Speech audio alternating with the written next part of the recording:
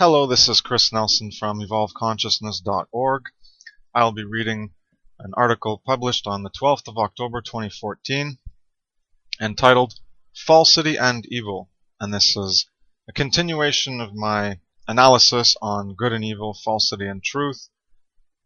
The previous one was knowledge, memories, and evil. I forget. Let's see. Yeah, knowledge, memories, and evil. And the previous one before that was the tree of knowledge of good and evil. So the content for this article is falsity tramples on truth, evil stains the good, deduction and induction, abdication and participation, alchemical divorce and union, and the last one, purpose and time. There are two main paths in life with variations in degrees and grades. These paths are of good and evil. Some people are fooled into believing in a, quote, middle way of living both paths, of doing both good and evil. So as I mentioned in the previous article, little rant on that aspect, and so there is a valid middle way, and that would be an alchemical union of things that need to be unified as opposed to being played off each other. So truth and falsity never unify. Good and evil never unify. Right and wrong never unify. They are all one way.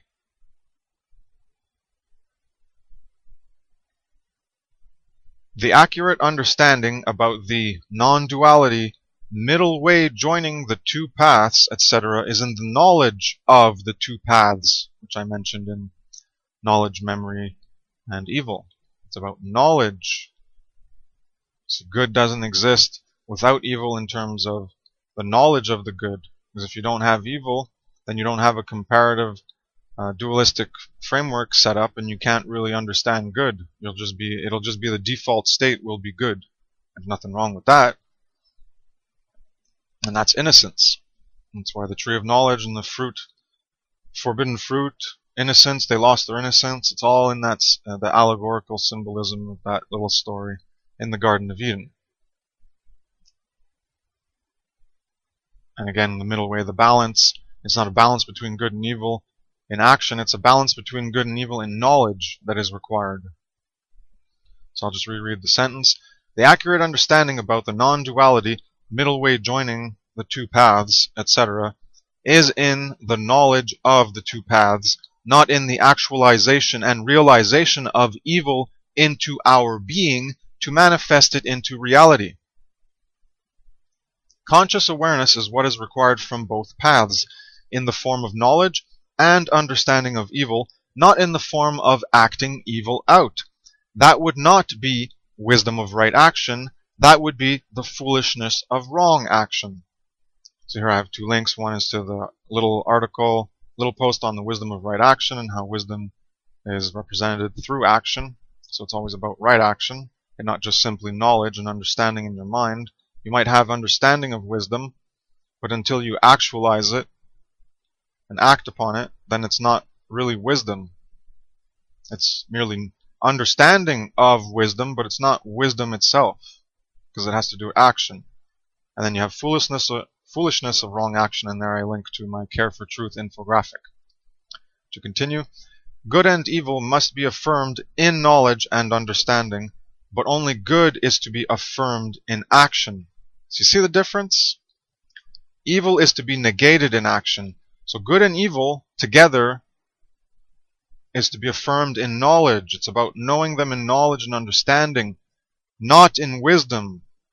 You do not engage in actions of evil. The wisdom part is engaging only in the good. You have to know and understand the good and the evil, but only act in the capacity of the good. To affirm the good in action while affirming the good and evil in knowledge and understanding. And that's affirming it in action is the wisdom part.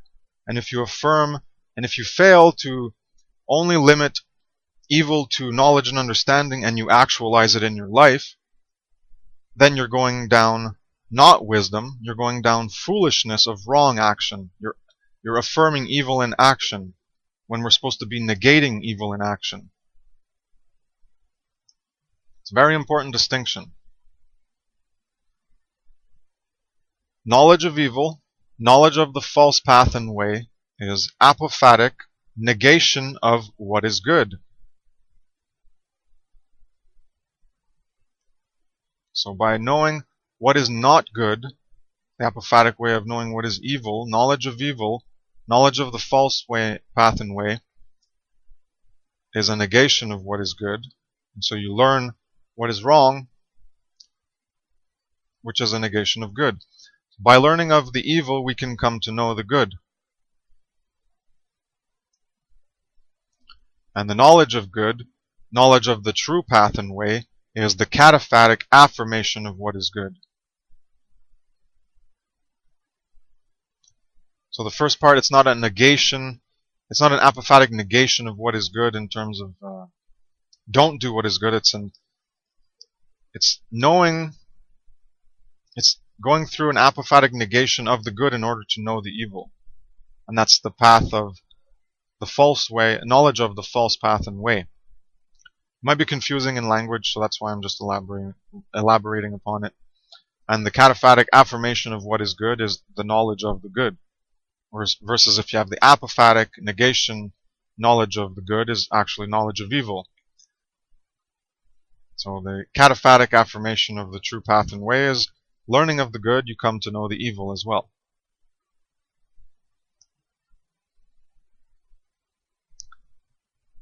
If we choose not to learn evil directly or indirectly through the good, then we will be ignorant of the evil because it is present in us, around us, in our world, in our reality. So if you don't have the cataphatic affirmation of what is good and you don't have apophatic negation of what is good, you don't have an ability. If evil isn't existing, then you can't use the apophatic negation of good. And if evil isn't existing, then you're nescient of evil and probably nescient of good. Those terms don't exist because they exist as a comparative framework of x and less of x, or x and minus x, if we just look at variables. And in such a case where you wouldn't be aware of minus x, then you wouldn't be aware of x itself either. At least that's the way I see it in terms of the innocence, where you don't know the knowledge of good and evil and you're just in good by default because there's no evil around for you to perpetuate or to create or to mimic, etc. So to continue, if no evil existed, then no good will wrong words. If no good existed, then good would be the default state, and nescience of evil would be the result along with innocence. So I've explained this in the tree of knowledge of good and evil and in the previous one on knowledge, memories, and evil, and I just finished explaining it now before I read this sentence. To continue, in our case, there is evil, and there is a price to pay for ignoring the forms of evil that are manifesting. Evil continues, perpetuates, and grows. So if there is evil, you have a responsibility to know evil. Otherwise, you are by default, de facto, ignoring evil by your own choice. At some point, we need to stop wanting to be a child of innocence and ignorance with little responsibility in a world where evil is growing, and instead choose to learn about the evil that exists and do something about it. Failure to do so will enable evil, which is the ongoing situation. So we want to pretend like we're innocent children and we don't need to know about evil. Oh yeah, we don't need to learn about good and evil. We're just going to be pure innocent children. No, we're not indoctrinated. We're not conditioned. We're not socially engineered. Nah, forget about that.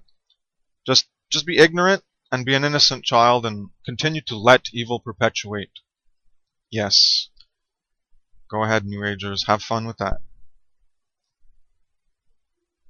Some people think, quote, pure-hearted, quote, optimistic, and, quote, positive, ignorant people are more required than realistic, informed people that can see the occulted aspects of reality we're veiled from perceiving. They think that the world would be a heaven if only people were happy, kind, and didn't offend others. This is the emotional, mind-controlled, pseudo-spiritualist New Ager frauds that are perpetuating everywhere as though they have any conception of what true spirituality is. Well, that's all we need. You just need to be a pure heart and optimistic and positive. Right. To continue. These people have no conception of the current reality and want to conduct themselves in this reality as though evil were not even present. They just want to ignore evil in the presence in this world and conduct themselves as if it was not even existing. Let alone them creating it themselves through their own ignorance. God forbid they would actually have to face the fucking mirror.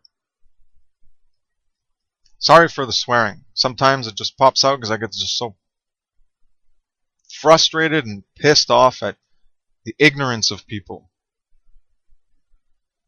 Like I've mentioned before, the only thing that made me change and stop engaging in my evil was to be harsh on myself, to tell myself the hard truth.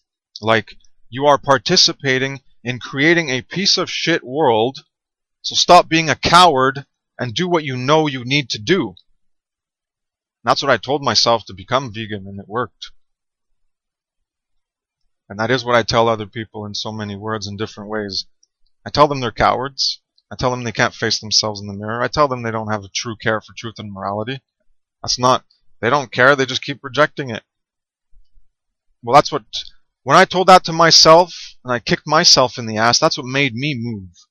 Not all this bullshit optimism and how great you are and how wonderful and you're so fucking special and everything's great and be kind and don't offend and don't say harsh things, don't create conflict, don't create tension, keep the peace, go with the flow, don't rock the boat, don't make waves.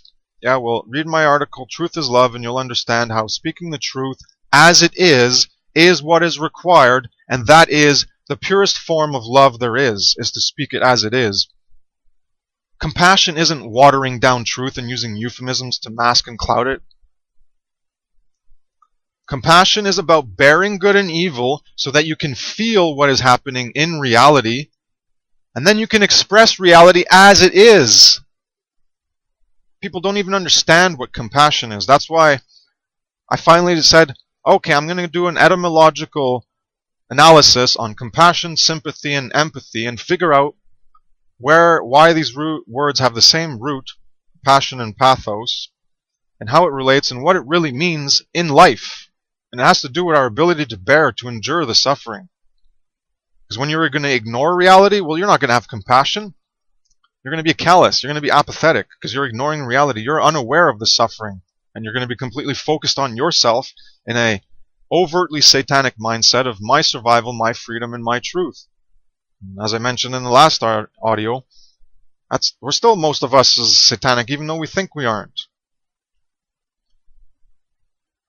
Whenever you focus on not the most root causal factor that you can, that embodies the most aspects of universal care, true care for truth, morality, and other beings, if you are not targeting those root causal factors, then you are still in an aspect of Satanism regarding my survival and my truth, because you're not going deep enough to the hard shit that needs to be tackled.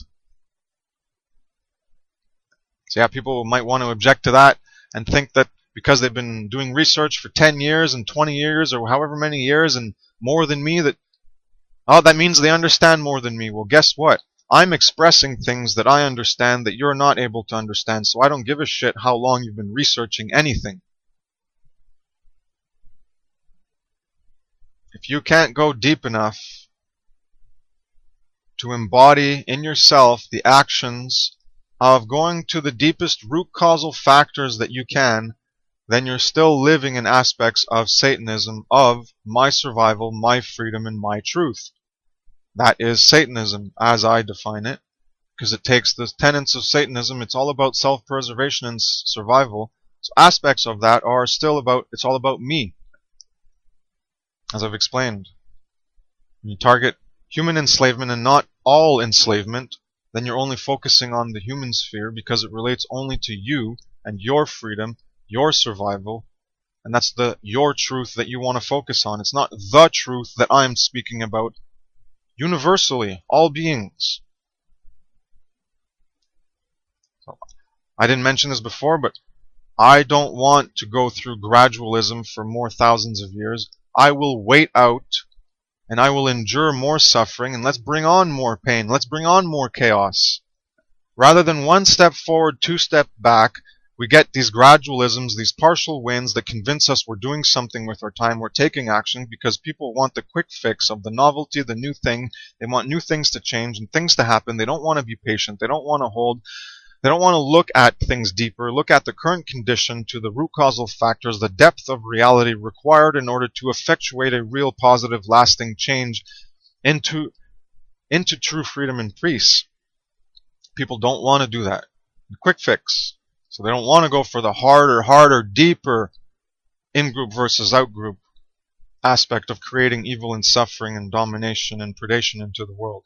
No, we'll just do the human sphere because that's what's most important to affect me. Going into the animal sphere, well, no, that's not as important. Oh, people aren't ready for that yet. Yeah, people aren't ready to face the overt, in-your-face, everyday evil participation that you're in. Yeah, let's focus on the occulted aspect that they're not directly involved with, that they're not directly participating in. It's not unvaluable. It's very valuable to learn about all these occulted aspects. But let's start with the thing right in front of our eyes that is participating in over 50 billion murders a year. Are there other cases every year where there's 50 billion human animals being murdered by humans? No. So get out of your selfish human sphere and get into the all animal sphere and look at the wrongs that you do to others who do you no wrong, which is natural law level 1 violation, and then you can look at your human sphere and how you inflict suffering on yourself and how you imprison yourself and enslave yourself, and that's doing self-harm, natural law level 2. So which one is more important to end? All you need is logic. Level 1, harm to others that did you no harm, and that's all the animals that we're harming, is a more egregious violation of 50 billions, even more billions in the water animals, murdering billions and billions of animals, but hey, that doesn't matter because I'm focused on my survival and my freedom of the human sphere, so I'm only going to target human suffering and human evil and how we enslave ourselves. Well, what I'm saying is I'm ready to let that keep going until we can actually face the mirror and go down to the root causal factors and then fix things right from the start where it needs to be, rather than keep progressing things into the future by ignoring the deep root causal factors that, if corrected, would cascade and automatically disintegrate the secondary constructs that are based upon that flawed foundational axiom. So you correct the first in-group, out-group speciesism divide, and that's the overt thing that we're currently ignoring, that even the people that look into the covert, occulted aspects of reality still ignore the animal issue. So they're looking into the hidden stuff, but they still can't see what's right in front of their eyes. So clearly there's a problem in how we go through information and talk about morality. The thing that's right in front of our eyes, people don't want to accept it. They'll accept the government evil, they'll accept police and military and authority and enslavement. But when it comes to what they are doing to other beings, they don't want to accept it. And you think those people are going to create a future of true freedom and peace? Ha ha ha! I laugh at you and your efforts to only target the human sphere. You don't understand. You think people who are only targeting the human sphere and don't give a shit about agape, universal care for truth, morality, and other beings, you think those people who are still conditioned into Satanism, into aspects of deep mind control, and an inability to face themselves in the mirror honestly, you actually think those people will create true freedom and peace? And that's who you're targeting? That we need to get people on this one little page of a secondary construct rather than going for the deep root causal core foundational factor of the initial us versus them separation, disease, disconnection, mindset of predatory domination, psychopathy? Do you honestly think that these people will create true freedom and peace by only targeting the human sphere? Well, I laugh at you. They're so conditioned they still don't care for truth and morality deeply enough. They cannot create true freedom and peace. Left hand doing evil, right hand doing good never creates true freedom and peace. So that's why we have to get to that moral baseline and understand objectively what morality really is. And it has to do with both your left and your right hand doing actions. They got to be unified. You can't have, oh well, I'm going to have half of myself doing good and half of myself doing evil. That's called a divided being, a dual being, conflicted, oppositional, adversarial, shaitan, Satan force within you. That's the force of evil within you. But you don't want to face yourself in the mirror and recognize that you can't do an action, the same action, and not do it to one animal called humans, and then do that action to others. I'm not going to slit people's throats. I'm not going to slit human animals' throats, but I'm going to pay other people to slit pig throats and cow throats and chicken throats, and that's okay. I'm a wholly integrated, united, sovereign, self-dominion, self-governed, self-actualized, self-realized, united with truth and morality. Right. Keep lying to yourself in your divided, dualistic, ignorant, confused state in apathy for the depth of truth and morality required to actually create true freedom and peace. Alright. I think that's enough of a rant there on what I view as people's inability to understand the depth of morality, and that's why my one true divide is care for truth. The initial care for truth. And then when you're proposed with the issue of the animal issue, because you actually care for truth and morality, you won't just dismiss it. You'll actually investigate it. Even if you don't want to accept it, you're going to look into it to make sure whether it's true or not, because you care to be right, or else you're going to go wrong. And you care for truth, or else you're going to face the consequences. So anytime there's an aspect of immorality, evil, wrong, demon shadow darkness within you, or that is brought to light that might be within you, you have a responsibility to verify, is this true? And that's what I did. I didn't reject the animal immorality issue. The first time I heard it was in podcast number 36, where Mark Passio said, all beings, in regards to natural law. And right there it clicked for me what all beings meant. Not just humans. Alright, so I'll continue. So those people have no conception of the current reality. They want to conduct themselves in this reality as though evil were not present. They want to ignore their responsibility like a child. This is a severe right brain imbalance of attachment to feeling good, positive outlook on everything going on, with little wrong or evil occurring for them to be concerned about. That is, as long as it isn't directly affecting their personal convenience. And I've mentioned this before, as long as it's not affecting you, people don't stand in truth and don't care. You know, oh, someone got punched, oh, someone's lying, you know, someone in your family's a liar and they're creating conflict. Well, other people don't want to get involved. That's not my problem. I don't want to stand with you in truth and morality. No. Screw off, leave me alone.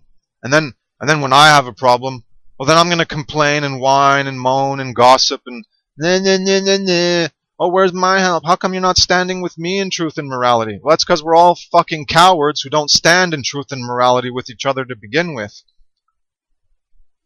No one stands for you. You don't stand for them. You don't stand for them in truth and morality. No one stands for you in truth and morality. We're all a bunch of pathetic Satanist cowards, narcissistic retards trapped in the pleasure trap who just focus on ourselves. We care about truth and morality when we're affected in our personal convenience, but when it's other people, well, then it becomes a personal inconvenience for us to stand in truth and morality with other people. Because then we're going to stand with truth and morality with other people standing in truth and morality, and that creates an inherent conflict and controversy, tension, pressure, interference with those that are standing in falsity, which we weren't making a position upon. We were just ignoring them and letting one person standing in truth go against one person standing in falsity. But then when we get involved, oh, then it's a 2 versus 1. Then it's like, oh, well, you're taking sides, and no, you don't like me. No, you don't like yourself. You're attached to falsity, and you won't let go. That's where all the carnists are at. They're in self-loathing. They're not looking at themselves. They don't have true self-respect. They're not gaining true self-knowledge, because self-knowledge is morality. And I have a note on that, just a second. I'll just read it here. Self-knowledge is moral knowledge, the knowledge of the way and path of truth and morality, the knowledge of true self. So self-knowledge is moral knowledge. So when people refuse to objectively discern morality objectively, they refuse to go into the depth of discerning what objective morality is, so they stay in their lack of self-respect, lack of self-knowledge. They're not looking at themselves honestly to see if they're actually in embodiments of evil and falsity and immorality. So there's no self-knowledge because they're not self-respecting themselves. That's because they don't have self-love. You have to value yourself in worth enough to handle facing yourself in the mirror and how corrupted and how much of a piece of shit you are in creating the piece of shit world we have. It takes self-love to heal past that. Because if you're not able to admit to yourself where you're wrong, you don't have true self-respect, and you're not going to gain self-knowledge, and you're not going to develop self-love. You're not going to overcome your poisoned, diseased heart condition, your deadened heart. You need to heal, and you need to feel at certain times the shame and the guilt that you've created yourself. The shame, the guilt, the offense, the insult, the judgment, you all do it to yourself by your own actions. Did I make you do those actions? No. But I'm finally someone who's able to smack you in the face with the hard truth and trying to get you to face yourself in the mirror. And if you just want to keep dismissing, denying, deflecting, refusing, and just rejecting it all, because I'm harsh and I'm mean and I'm not compassionate and I'm unkind and all this other bullshit, no, I'm offensive and I'm a militant with my truth, I don't give a shit. Go whine to your mommy, go cry in the little, go get your little milk bottle and cry in your little Kleenex and have fun with that. When you actually learn to care for truth and morality to the depth required, then you'll actually be able to face yourself in the mirror and be able to tell yourself, I'm wrong, I'm actually being a piece of shit. And then you'll actually be able to develop the courage instead of the cowardice. And then from that courage, you can drive yourself with that strength of courage to the willpower required to change yourself.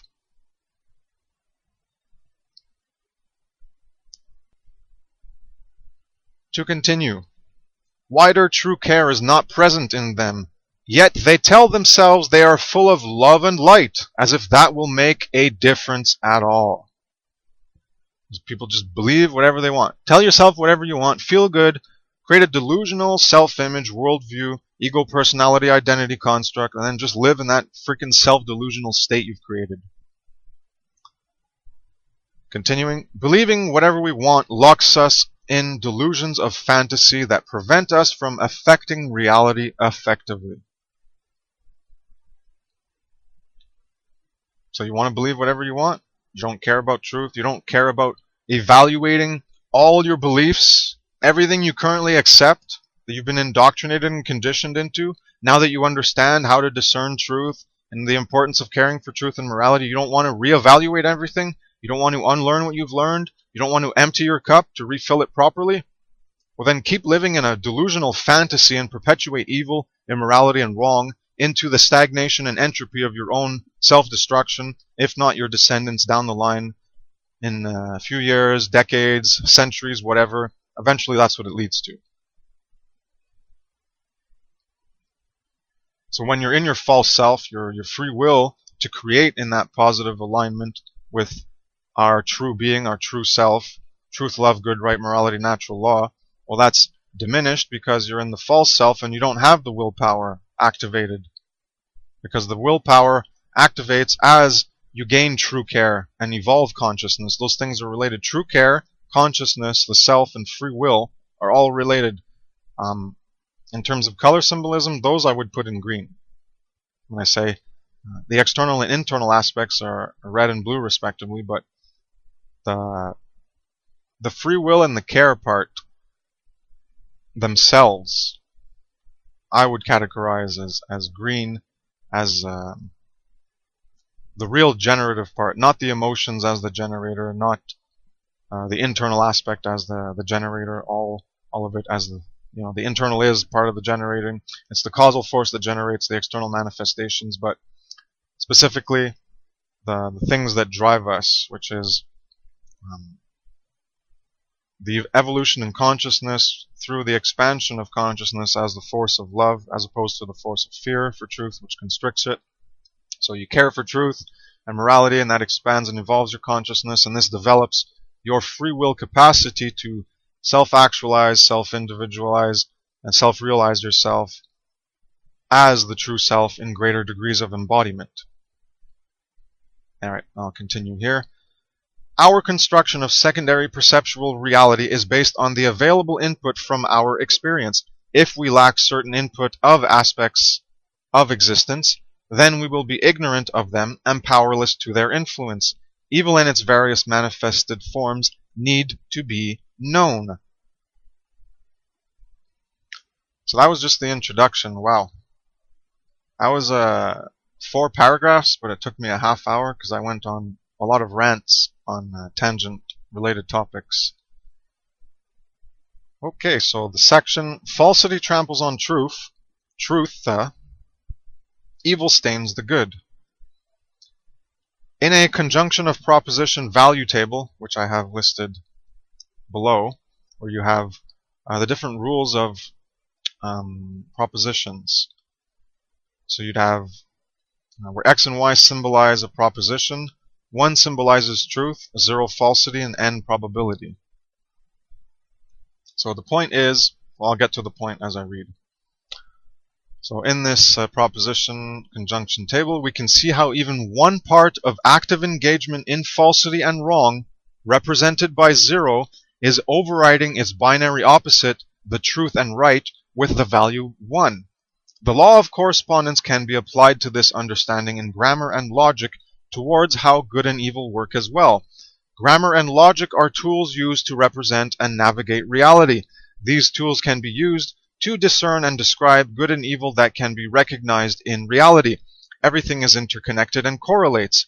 When we build constructs in the metaphysical reality, that is, the imaginal mind realm, the subjective reality, just as it is in the physical reality, we must build with an integrated foundation to ensure its stability, soundness, veracity, etc. The correlation between various aspects of reality allows them the possibility to be integrated with each other. That is, if their constituent elements and components are capable of being coordinated into a relation properly. So I'm saying you can't just blindly apply correspondence, and I've talked about this in other audios. There's way too much of that going on. There's blind correspondence applied. No, there's specifics where it applies. It doesn't apply everywhere.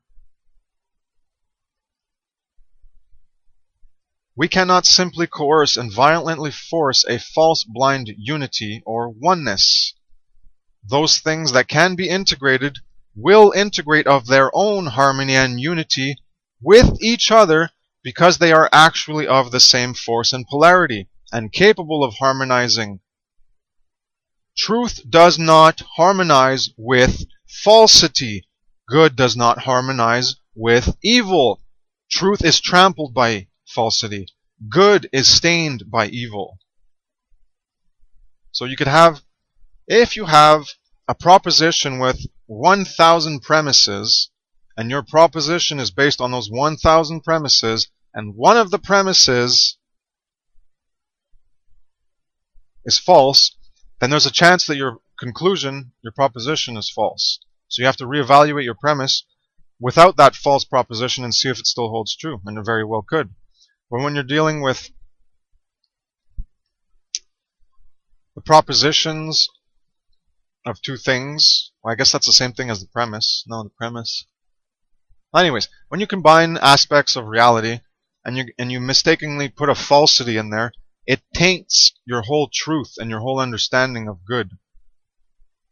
And if you don't remove it, well, then your conclusion of the two joined together, of x and y together, well, they won't be mergeable, because truth does not merge with falsity.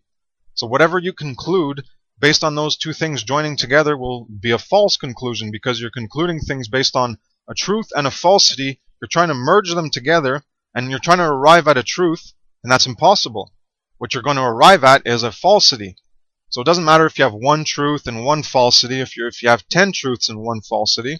If you use the 10 truths and the one falsity to arrive at a conclusion, you're going to arrive at a false conclusion in some respect, because you used an aspect of falsity in it.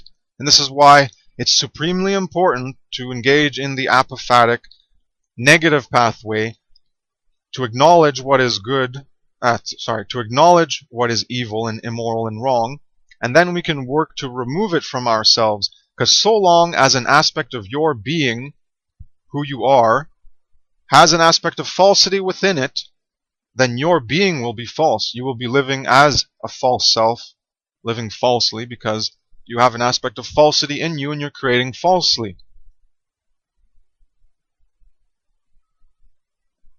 So in our current system, we're not able to do this. Anyone who tells you they're purely aligned and everything, they're all they don't have falsity in them and they're already aligned with natural law, well, that's false. They don't understand natural law properly. They don't understand how things work in degrees, and we're always trying to better ourselves and perfect ourselves. And also in the next article is Falsity and Evil, Addendum on Neutrality, in regards to systems and neutrality within a system.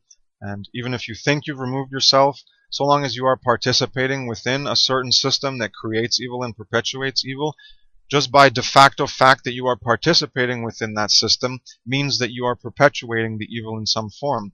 As the system we live in, we cannot completely remove ourselves from it. So even though we remove ourselves from harm in the greatest capacity we can, which is the point of veganism, at least in regards to animals, I take it beyond, you're supposed to go beyond veganism, and you're supposed to embody the principle of ahimsa, of do no harm in all aspects, not simply animals. So you're trying to reduce your harm in all ways. So yes, that involves more of a minimalist lifestyle, so that you use less resources.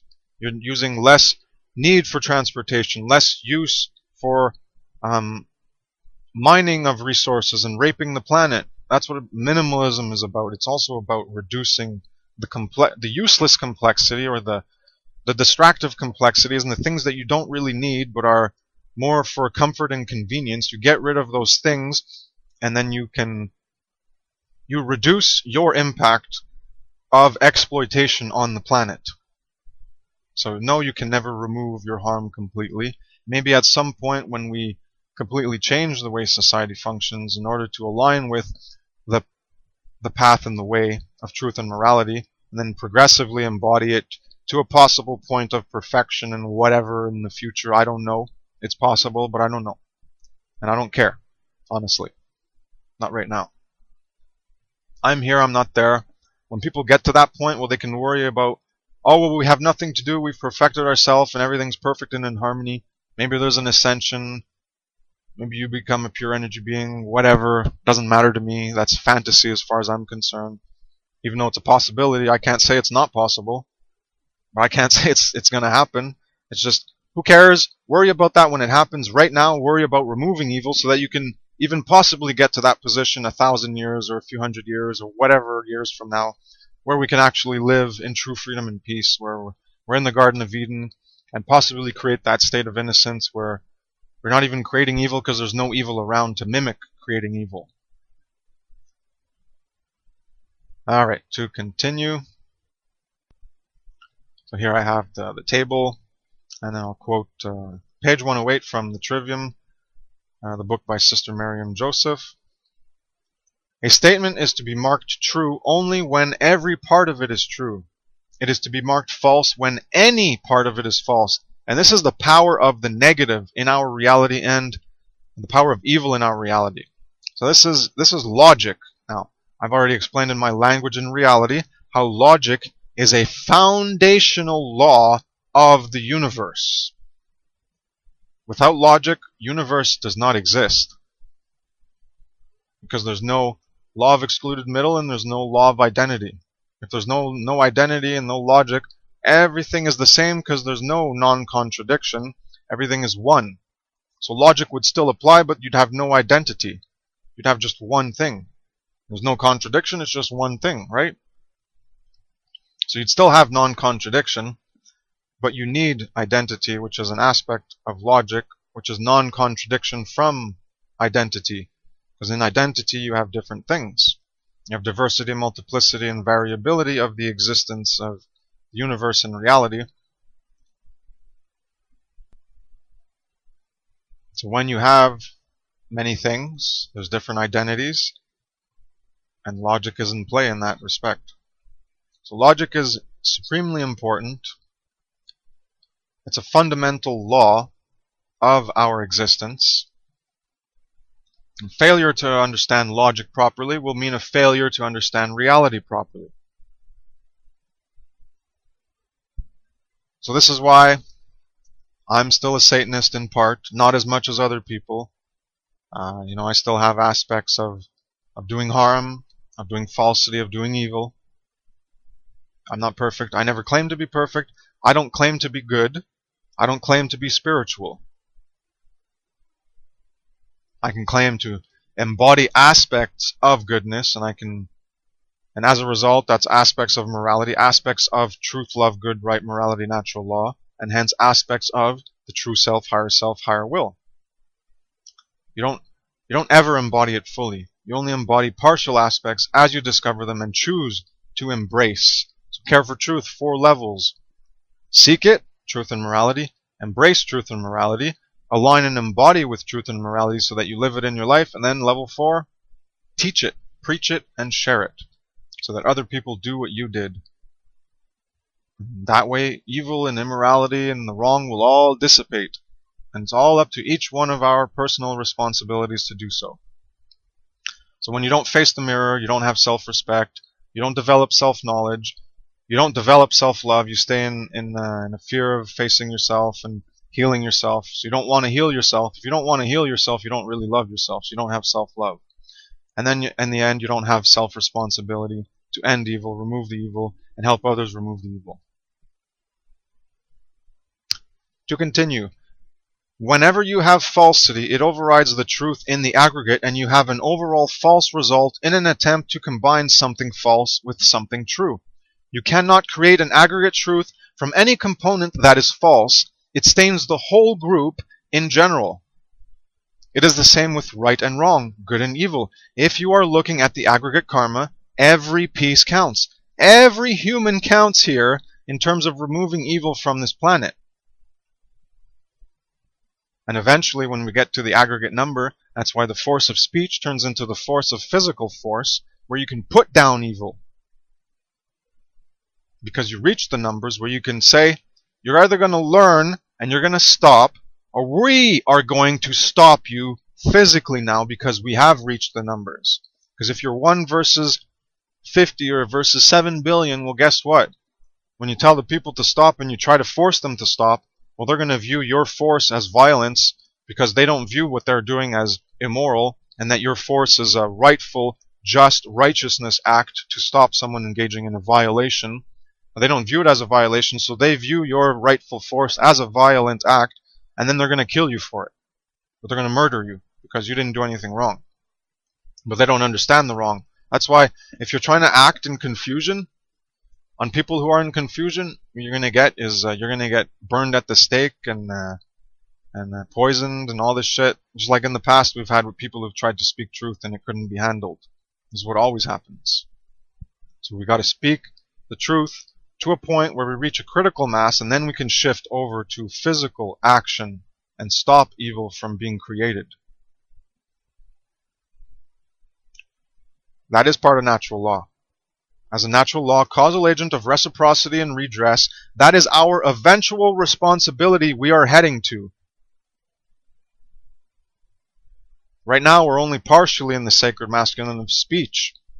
It's an action to stand up for truth and speak it, but we don't have the numbers to act physically to stand for truth and stop the violation of the sacred feminine, of stomping on doing no harm, of crushing non-violence, non-aggression. So eventually we will have to stand up as natural law causal agents in our ability to embody our true self and stand for truth and morality, to stand for it, service it, and sacrifice ourselves in order to make it happen. Apart from the personal sacrifice that a few of us are doing to give of our stupid personal lives and actually do what needs to be done in order to create this planet. Because imagine if everyone was doing this. Imagine if everyone was say, okay, I'm going to sacrifice my personal life. I'm not going to focus on the pleasure trap. Well, first you got to learn about what the pleasure trap is in order to remove yourself and work yourself to heal away from the pleasure trap, which I've done a pretty good job in my life from where I was. Wow, what a drastic change. And so you have to learn about these things, and then you can evolve past them. So that's how all of us matter, and how we need to look into evil and how we need to change things so that eventually the aggregate karma of every piece counting, we can actually shift it.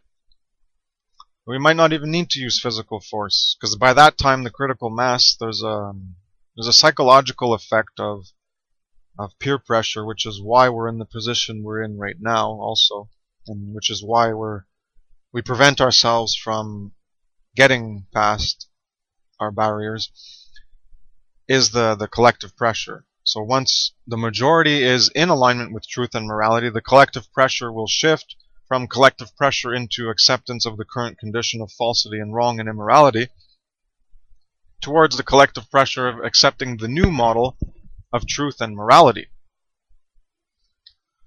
To continue, if you are engaging in some good, having stopped some wrongs, but are still engaging in other wrongs that you can stop, then you are still doing wrong, and the aggregate totality of you will be tainted by these wrongs to prevent you from being and living more in right, in truth, in good, whole, integrated, united, consistent, congruent. It works the same in society in the larger karmic picture. The only time you get a true result is when all your components are true. So guess what? True freedom and peace on the planet is only going to happen when all of us understand what it takes to create true freedom and peace. And it's not doing evil with the left hand while we do evil with the right hand. We got to get to those moral baselines and clean ourselves up from the base so that we can create a new system that actually is founded in truth and morality, rather than keep trying to work against the current system and trying to change things within it. We need to focus on ourselves, remove ourselves from evil, and then we can create the new as an actualization of the external expression of ourselves, of the being that we've actualized and realized in alignment with truth, love, good, right, morality, natural law. So the only time you get a true result is when all the components are true. The aggregate is a function of the units. So it's all up to each one of us. That's why we need to share and preach and teach. Until we get it all, well, that's not right. Until we get all the parts right, we won't see the lasting results we want. This shows us how much work we have to do personally and collectively, of how few people are even interested in doing this work to create true freedom and peace, true unity, true morality. People don't even understand how to do it. Some of them are interested, but they don't even understand. They think they're doing it. Oh yeah, only humans, only humans. Yeah, okay. Yeah, you're going to create true freedom and peace that way. Left hand evil, right hand good. Yeah, that's a whole united individual. Right. Keep lying to yourself, fools. To continue, it's like all the elite frauds of society with their philanthropy and charities. These are all false appearances with a substance of wrongdoing. With a public right hand, they do acts of apparent good in the light of day, and with the hidden left hand, they do evil in the dark of night. People fall for these charades. Even if they knew what was going on, they would probably ignore the evil and look at only the good, justifying its existence. So they'd say, oh, that's only a bit, that's only the few bad apples. Keep sending them money. Yeah, keep giving money to philanthropy and charity because they're good people. They're doing so much good. In order for truth to actualize in the aggregate in greater degrees, falsity must be removed. If evil is present and ignored, good will be prevented from fulfilling its potential. It's like unlearn, empty the cup. What do you think that's about? You cannot actualize yourself, realize and individuate yourself in alignment with natural moral law and truth while you are still attached to falsity, immorality, and evil, while you're still ignorant to those things. So if evil is present and ignored, because you're choosing to continue to ignore it, then you will not be able to fulfill your infinite potential and value to actualize and realize truth, love, good, right, morality, natural law, higher self, true self, higher will, etc.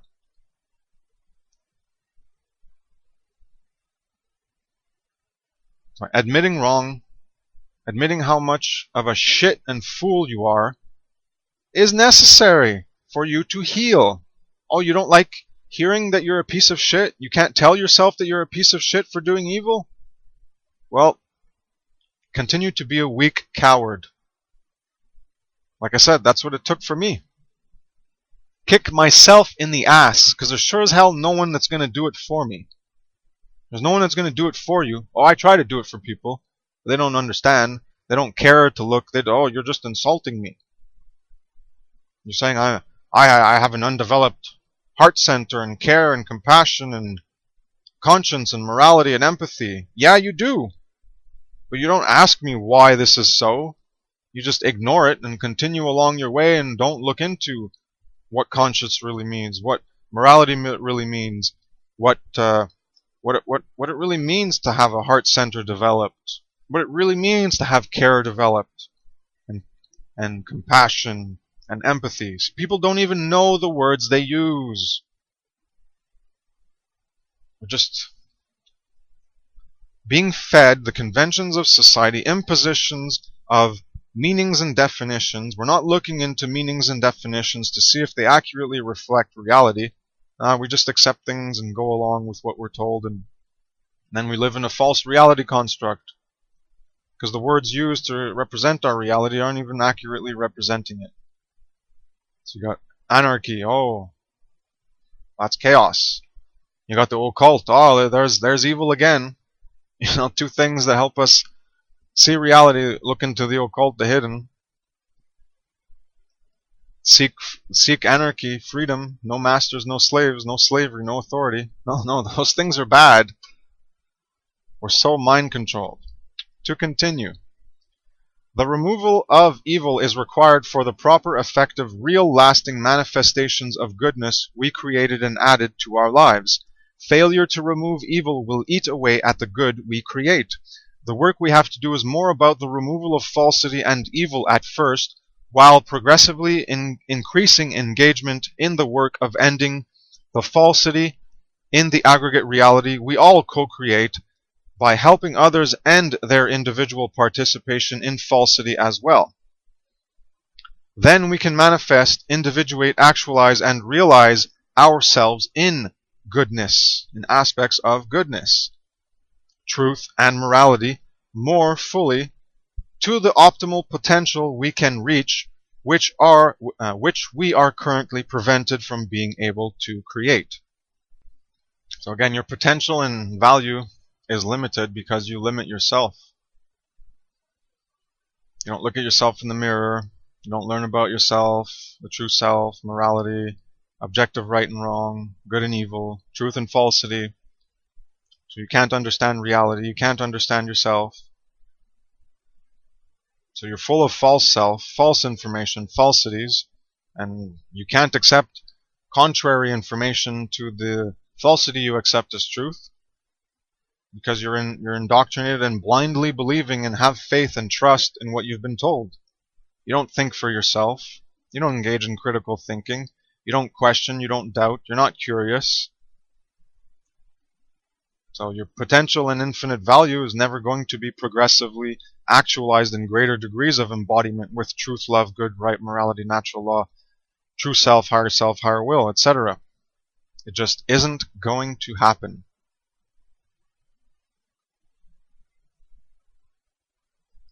So care for truth and morality, and you will find what is wrong, what is evil, the shadow, demon, dark, negative, immorality.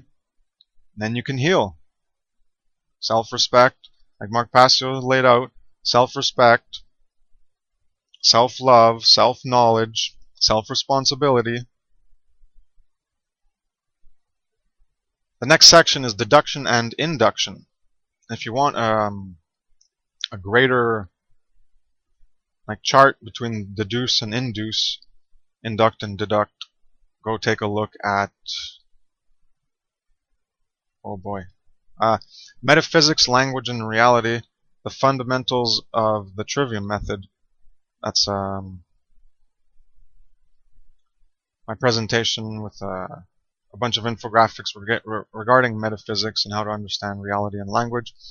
And in there I have a chart which is probably 3 times longer than each section here in regards to deduce and induce, if you want more information. So deduce is subtract and take away. You take away particulars, you remove the clutter and look at specifics to identify something, such as a universal attribute. So you have your universal X, and then you're going to go down to the A, B, C, D, E, F, G, the particulars, to verify the general in the specifics, and that's the differentiation. But you're not going to look at all the particulars, you're going to differentiate only the particulars that you need to in order to verify if your universal X is true or not. So we remove irrelevant particulars to see the universal idea verified in the individual aspects. We apply a theory to specifics, the general to the particular. We draw conclusions from universals applied to particulars. If the universal is true for a general class, it is true for all members of the class. If the universal is false, the conclusion about the members may also be false. Induct is the opposite of subtract, it's to add.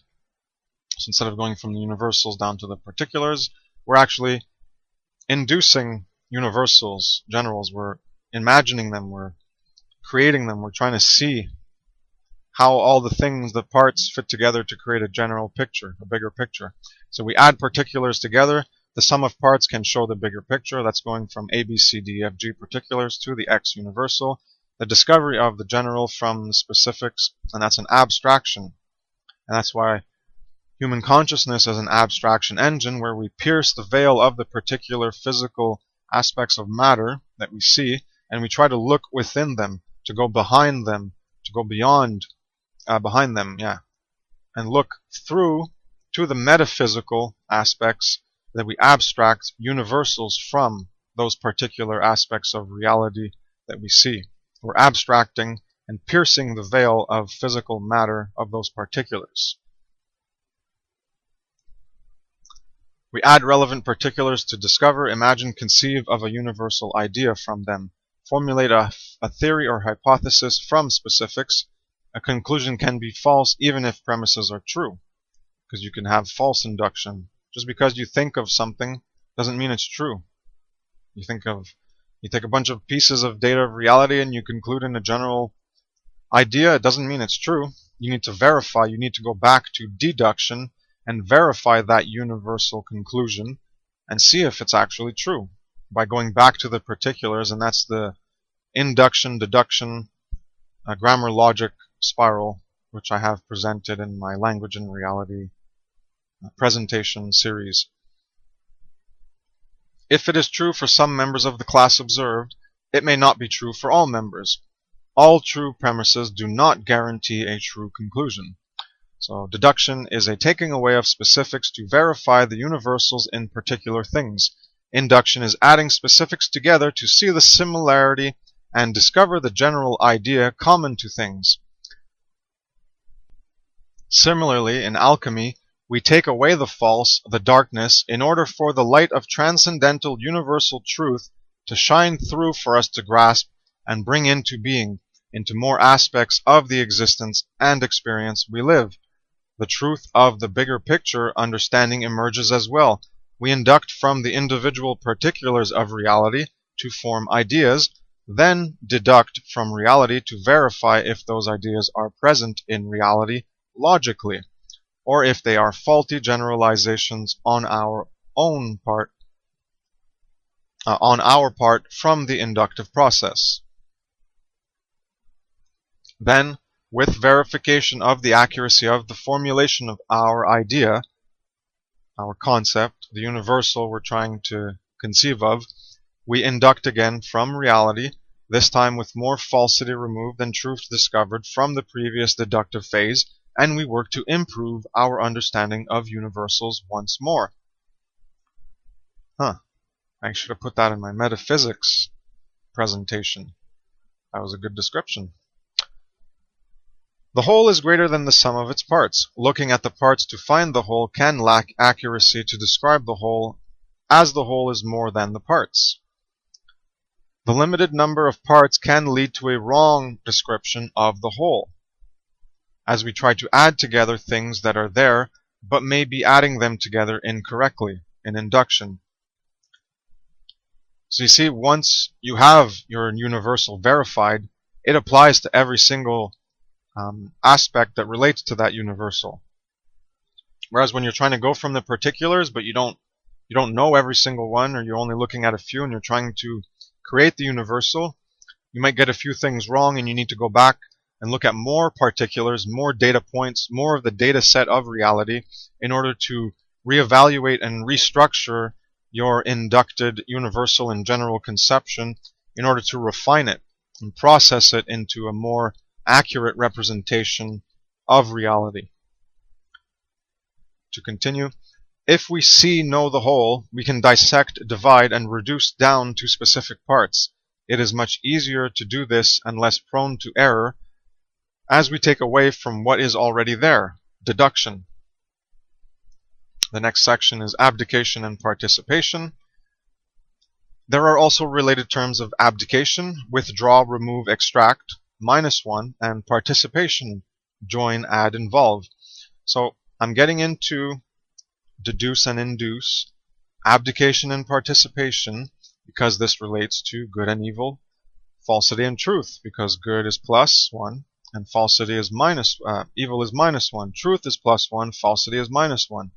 So when you look at deduction, well, that's a subtraction. I'm not saying it's a bad thing, and I'm not saying induction is a good thing. They're both good. You need deduction and induction in the process of learning. So this is why you can't blindly apply correspondences and say, oh, well, +1 is always good and -1 is always bad. Like when you take truth and falsity and good and evil and right and wrong. Well, here we apply it to deduction and induction. So if you're a blind moron who doesn't understand how to think properly, and you take blind correspondence and analogy, well, then you're going to create pseudo-understandings of reality, false reality, unreality, and you're going to say, oh, well, induction is good, and deduction is bad, logic is bad, because it's separating, it's dividing. I've had similar things said to me in regards to logic, and now I can understand why people view this asinine way. Because for them, it's all about inducing new things. Your thoughts create reality, so whatever you want to think of, whatever general universal concept you want to think of, well, there you go, that's the truth. Because deduction's evil, it's subtraction, it's division, and we're stuck in bullshit positivism bias, optimism bias, positivity mask, where, oh, well, it's all about oneness and unity, so we're all focused on blind unity and blind oneness and pseudo-unity and pseudo-oneness, because hardly anyone understands what those things actually mean and how they organically develop as a result of your adherence to truth and morality by removing falsity and evil, by removing the immorality. It happens automatically, but people don't want to do the work. They're focusing on the end goal, and they're not looking at the means. They're not looking at the journey. They're just looking at the end, and they're dreaming. They're in fantasy land, inducting about that dream of the goal, the end, the universal they're working towards, and then they just ignore what's happening. They don't deal with the means properly. They don't deal with the journey properly. It's all, oh, well, it's all about oneness and unity. Yeah, well, you can't have that now. You're trying to create what's coming later, the goal, at the end. You're trying to create that now? And that's all you're focused on is unity and oneness? Well, I'm not. I understand what true unity is and true oneness is. And I think I published a few notes recently If not, there's my 3-hour, 40-minute presentation on foundational living in true unity with 22, 23 infographics. And I might have some notes. I got a bunch of notes I haven't published, so I got to get on that at some point. Alright, so let's just start this section here. Abdication and participation. So we got abdication, withdraw, remove, extract, -1, and participation, join, add, involve, +1. So abdicare is the Latin, and it's to disown, disavow, reject. Renounce, reject, disclaim. From ab, away, and dicare, proclaim, say, speak, so to speak away from. So you're abdicating. So when people abdicate their personal responsibility, they're going away from, they're disavowing, they're disowning, they're rejecting their personal responsibility. To participate, well, to share in, participate in, impact, to take part. So there's a part of reality that you are taking. It's in your grasp, you're holding it. So when you participate in an action, that's what you're doing. There's a part of reality that you're taking part of, and it's in your hand, in your grasp, and that's action.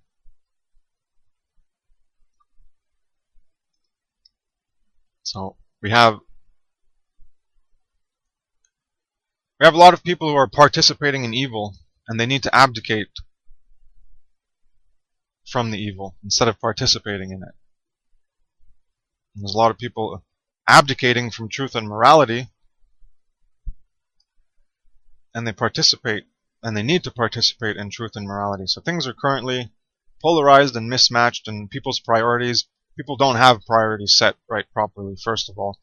Their priorities are based in the pleasure trap and Satanism. Satanism regarding me and those close to me, so my family. So it's all about me and my family's survival, me and my family's freedom, and me and my family's truth. We need to rework our priorities and put truth and morality first. So abdication, removal from something. You put -1 to it. You can abdicate from evil and lessen its impact, allowing more good to grow. Or you can also abdicate from good and lessen its impact as well, allowing more evil to grow in its place. So like I was saying, abdication, it's removing, and you can apply it both ways. It's a -1 to the good, and you're going to reduce the good, or you're going to put a -1 to the minus, and you're going to make it a positive. See how math is working? Remember math?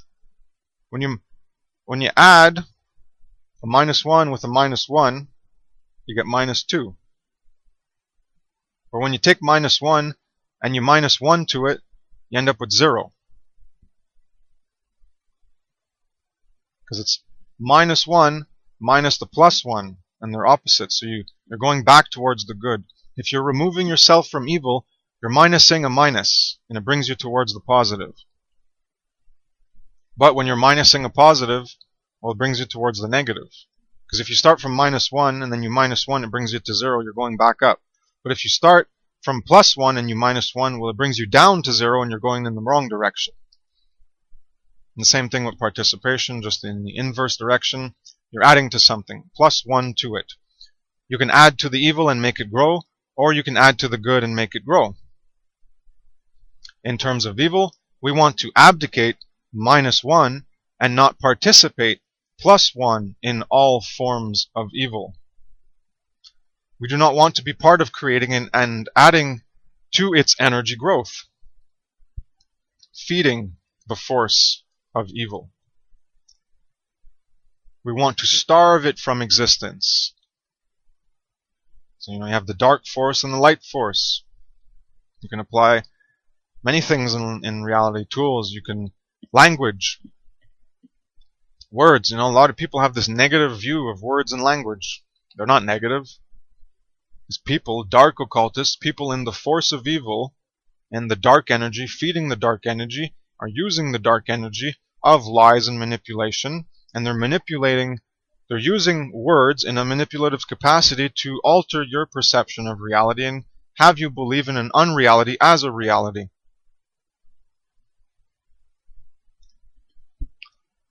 Regarding the word part, there are several words that stuck out to elucidate what is involved in the act of participation. So if you look above, I have them in bold. There's division, portion of a whole, power, dominion, way, path, reciprocally, to get in return, cognates, granted, and reward. So we'll take an understanding. Maybe you'll already see that of participation. Now it relates to being granted things and things reciprocally coming back in return as a reward. The way and path, does it start to make sense? The way and path as the way to participate. You participate in the way and path, in the division of the whole. You have different things you can do, evil or good, so you choose the way and path of good, and then you'll have reciprocally in return things granted as a reward to you through your participation in that good. And if you want to participate in the bad, in the negative way and path, in that particular division of the whole, then you're going to reciprocally get in return the reward, or actually the punishment, that has been granted. Now, I don't know if that's what I explained in the paragraph I'm about to read, but that's just my explanation just from looking at the words right now. And also there's character and power and share, and if you go into character, well, that's wholly to do with morality. It's your character, how you live. Are you in the character? Is your character in alignment with morality, or are you in alignment with immorality? And that relates to power and dominion.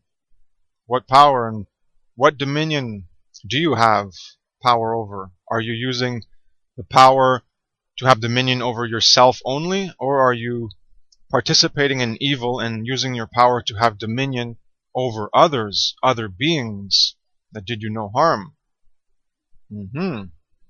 See, etymology, I'm amazed at what etymology has in it. But anyways, maybe I'm just crazy and I'm inventing all these these understandings, but from what I can tell, it's bang on. These little story descriptions that I can make from these words, I like it. It's creative, and it brings more understanding of reality by joining the different aspects and the related meanings it has, and it allows you to build a bigger, a more accurate comprehension of the word, as opposed to just looking in the dictionary. That's mostly, most of the time it is accurate, but also it's mostly the conventions of society that has the current definition. Whereas if you look further back in time, you can get more understanding as well through the cognates and other language as to a true original meaning as the word was intended to convey. Alright, so I'm going to continue with the paragraph. This one word has an etymological story in it, just as the word matter does, and I have a link to my article on matter. As we participate in something, we have chosen one thing among the many things available to it. We have chosen as we participate in something, we have chosen one thing among the many things available to do. So the portion of a whole, the division, you're choosing one thing out of the many things. And that's part of judgment, making decisions, comparison, and discernment. You're choosing one over the other. Free will choice. The division of universe existence and reality into the variability, diversity, and multiplicity that exists separates things into parts as portions of the whole system. So, portion, parts, think of ratio and proportion. And I also have an etymological article on that. I don't remember what it's called, but it has proportion as the third word. It's something, something, and proportions. I don't remember what it's called. So if you type in proportions in my site search, you'll find it. It deals with ratio and how we're able to measure and discern parts of reality, parts of the division inherent in the variability, diversity, and multiplicity that exists. So each part has parts to itself, and these are characteristics that describe its character. The character of many things is the characteristics that compose its character. And we have character as well, and the characteristics that compose our character is what we do, which is morality. See, because the characteristics we have in the metaphysical aspects, the aspects that aren't visibly seen ostensibly as things in themselves, we embody beings, we embody transcendental aspects of being, which is truth, love, good, right, morality, true self, higher will, and this is represented as the characteristics, the attributes, the properties, and the qualities within us that we manifest, and this describes our character. To continue, the participation in a part of reality will also develop and determine our character. As we are influenced and affected by reality, our participation in something will give it more power and establish its dominion in life compared to other things that take in less participation. So in addition to my explanation above of how we choose one thing and where our power goes and what we believe we have dominion over, it also applies in this other aspect of us giving things more power, such as the force of good or evil.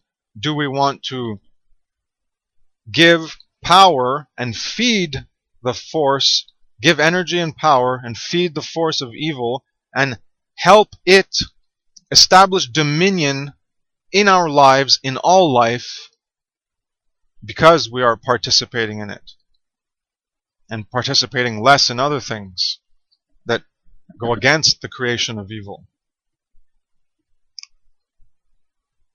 So that word's pretty powerful. Part and participation, all the things that you can derive in understanding. Really, really good word. The more energy is given to evil, the more evil will have power and dominion in our lives. The more energy is given to good, the more good will have power and dominion in our lives. The parts of reality we can participate in are the means in which we walk the path and way in life, good or evil. So, you want to participate in the animal exploitation, enslavement, violence, harm, and murder of innocent, sentient, animate beings that have every right to live and be free from harm from you because they did you no harm. Do you want to keep participating in that, or do you want to remove yourself from that harm and evil? Because it's about the means. It's about what you're doing, the actions, the means in which we walk the path and way. All the particular actions, the parts that you participate in, everything, will amount to an aggregate, collective, co-created effect. Everything we do, every little part, and everyone else doing every little part is what creates how we live, the world we live, the society we choose to live in, as opposed to some other way of living on this planet. To continue, we need to choose wisely what we participate in instead of tacitly continuing the conditioned behavioral programming without critical thinking and reflection. We have great power. What we do affects other things in so many ways. It affects other beings in so many ways, which is more important. It is time to own up to the personal responsibility that comes with great power. Doing the least amount of harm possible because you don't need to do it. And if you choose to do harm, it doesn't become magically moral simply because you personally chose to do that action. It is simply an immoral action, an immoral wrong action that you chose to do. You are not the arbiter of truth and morality. You are not God. So if you want more information on this, I've spoken about it briefly in the recent audios I've done this week, but more specifically in natural law boundary conditions and how we overstep the boundaries and try to be arbiters of truth and God. And that's in the infographic, but the audio video presentation has more description and elaboration. Alright, next section, alchemical divorce and union. Alchemical divorce is also about the removal of falsity.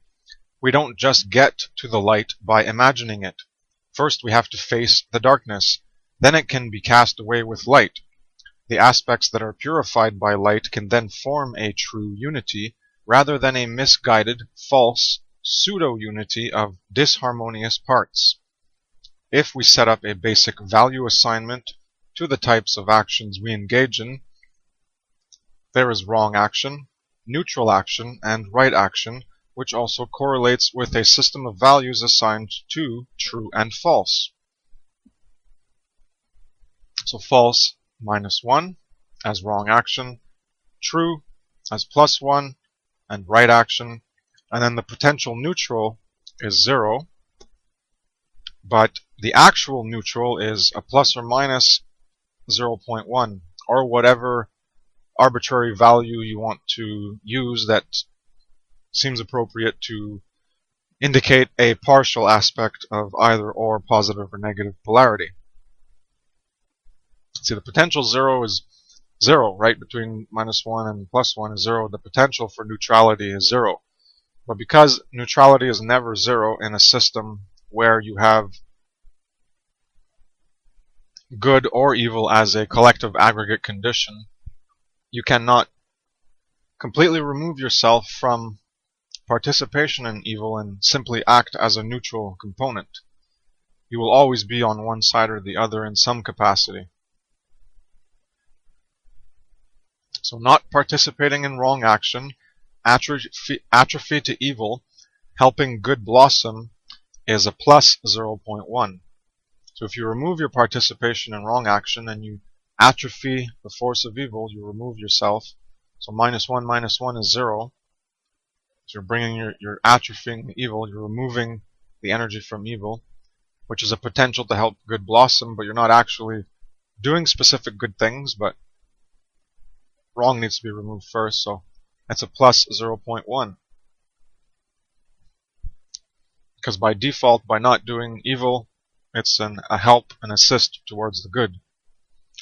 And not participating in right action, an atrophy to good, and helping evil spread, where you don't do what's right and don't do what's good, and thereby help evil spread. Even if you're not doing evil explicitly, you're still going to be inputting a -0.1 towards the spectrum of evil, towards the spectrum, the degrees and levels of evil versus good in the dualistic conceptual framework.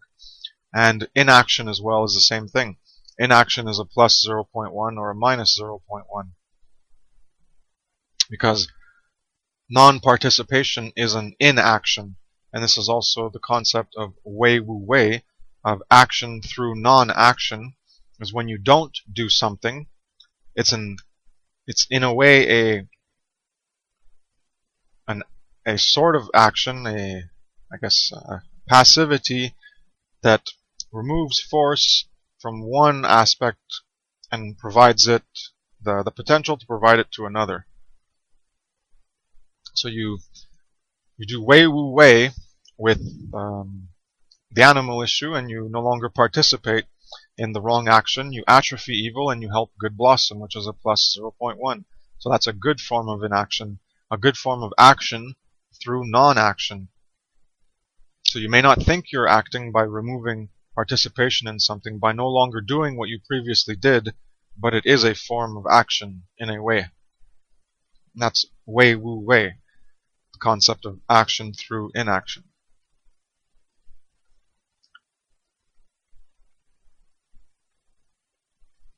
So true and false at work in the self-realization process is we remove the old and current wrong action in -1. We balance back to neutral 0 from the removal of -1. So as I said, -1, current negative, and then you -1, you remove the wrong action. So -1 -1 is 0. And you balance back to neutral. And then you can help others break away from falsity as well, so we can all create a new in truth, and that's the +1. So the +1 is to help others because you're actually doing something rather than just removing yourself from evil, which would put you in a plus 0.1.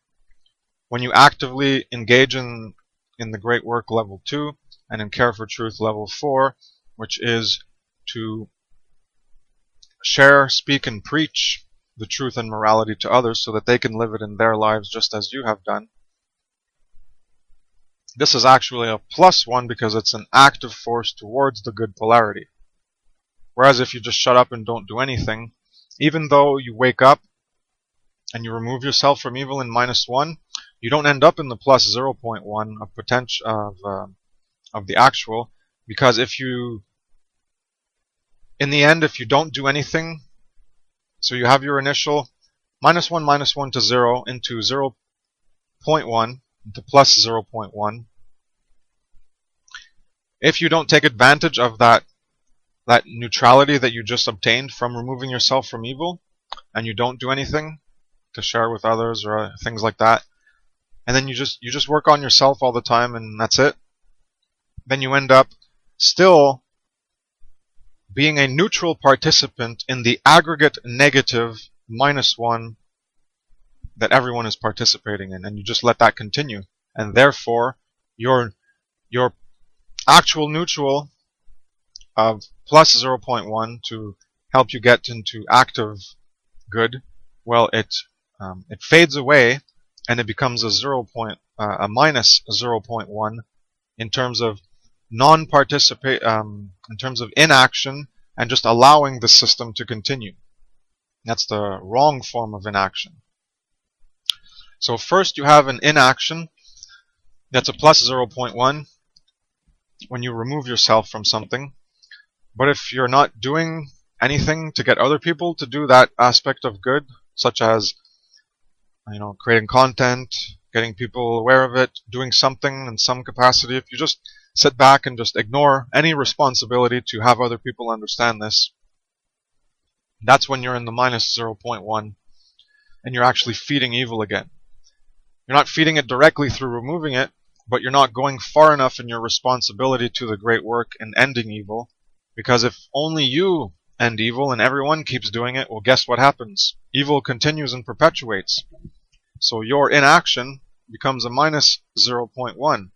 Even though it's not as a powerful -1 that you were previously engaging in, it's still a -0.1 because you're not doing what needs to be done to end evil. So what happens? Well, evil is just going to continue. Even if you stop it yourself, it's not going to stop it in the aggregate world. It's just going to keep going and on forever until you end up destroyed by everyone else. So if you remove yourself from evil, yes, that's important, but doing that alone currently isn't enough in our situation.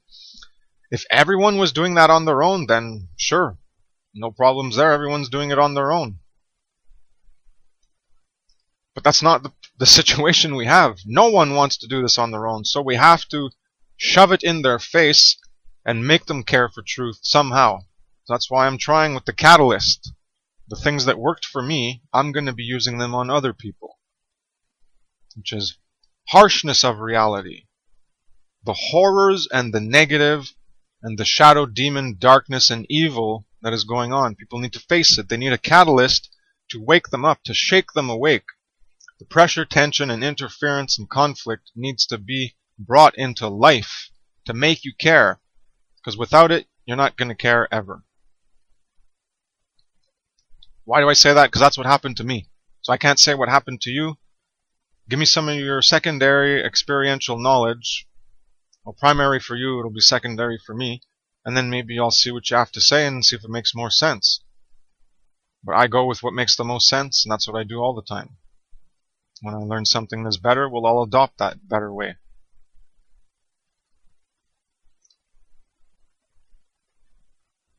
To go from -1 to 0 requires +1. Therefore, removal of wrongs itself is a powerful action of good in itself. A +1 is required to arrive at 0 from formerly having -1.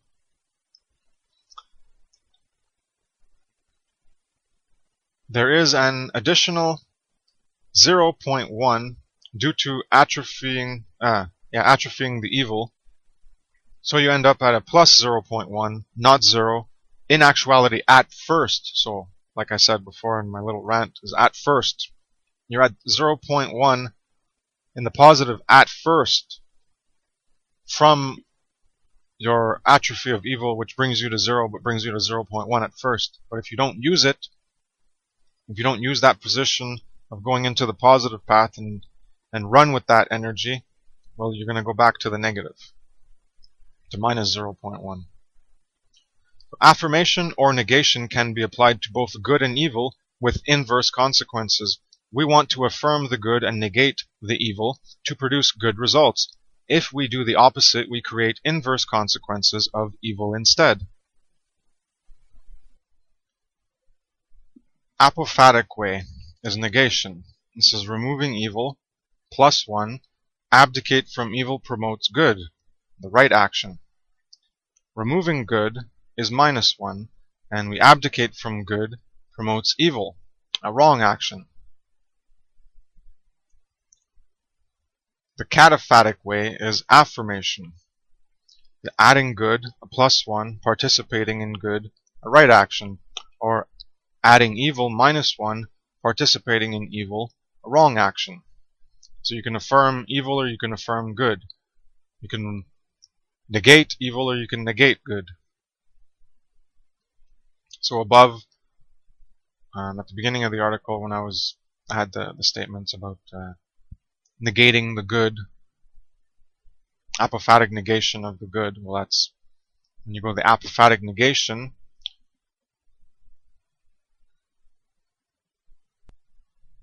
leads you to the evil and the wrong action. I'm not saying to abdicate from the good and remove it. I'm saying an intellectual knowledge to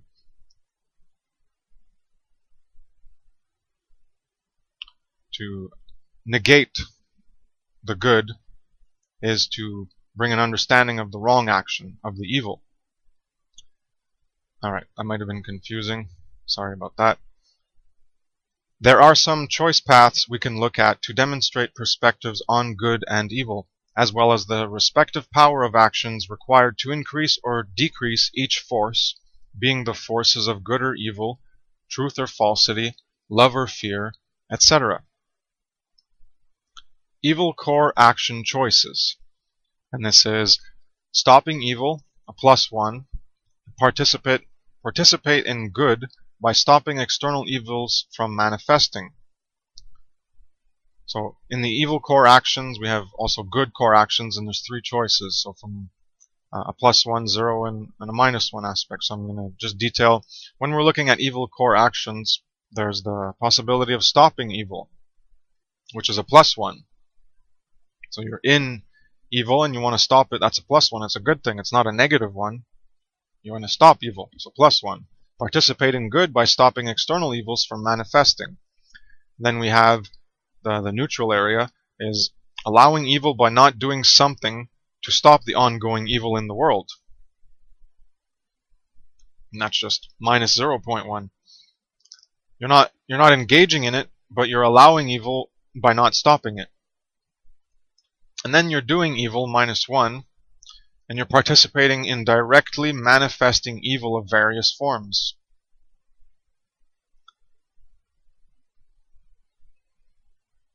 And the negative part is doing evil, minus 1, participate in directly manifesting evil of various forms.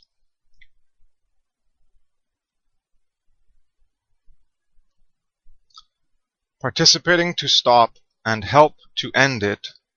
And then there's stop doing it, but not helping to end it by allowing it. And then there's continuing to engage in evil and creating it. So those are the 3 different steps, positive, neutral, and negative, for the evil core action choices. So now we have the good core action choices with positive, neutral, and negative.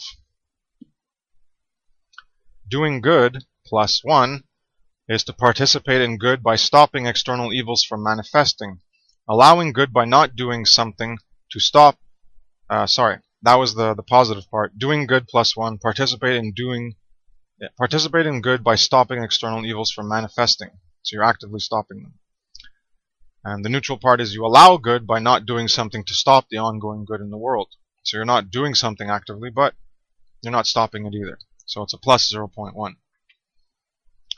And when you're stopping good as a minus 1, and the negative, You participate directly in preventing good from manifesting to make space for evil. So you might not be directly creating the evil, but you're going to work to stop good from manifesting.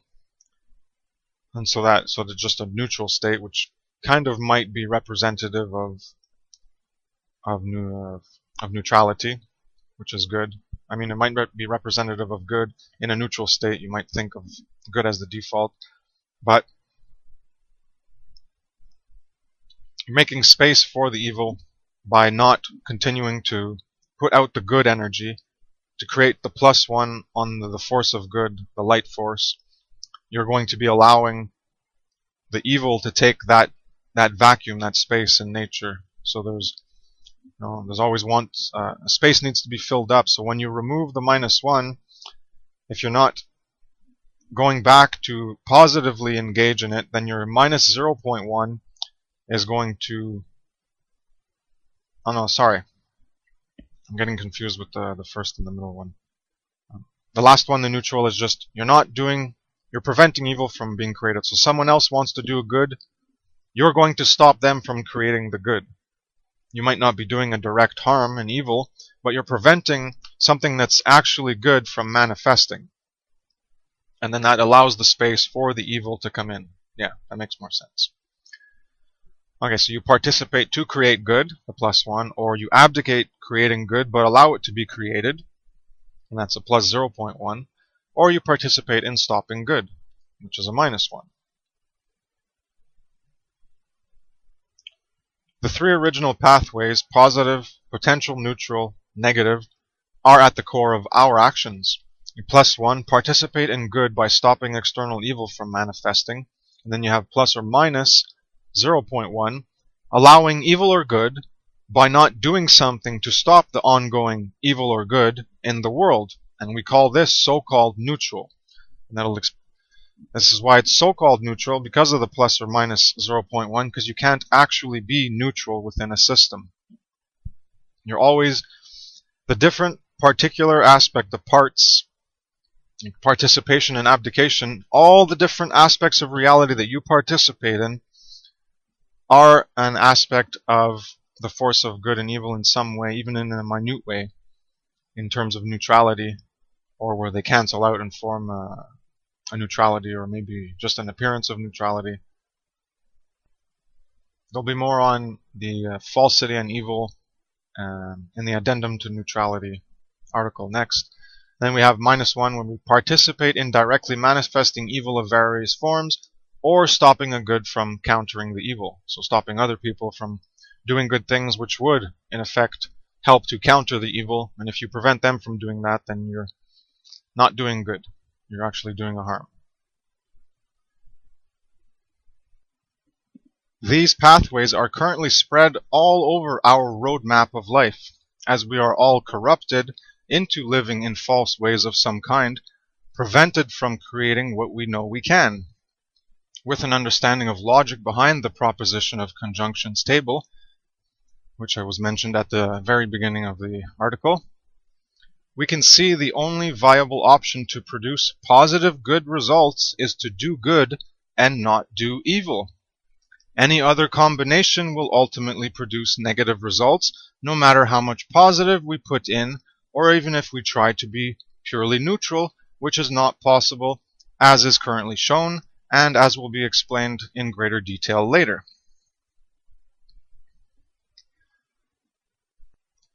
So hopefully everyone who wants to deny objective morality and how your actions is what matters, it doesn't matter if it's against a human or against another animal, the action is what matters. So if you're going to murder an animal, it is murder because it did you no harm.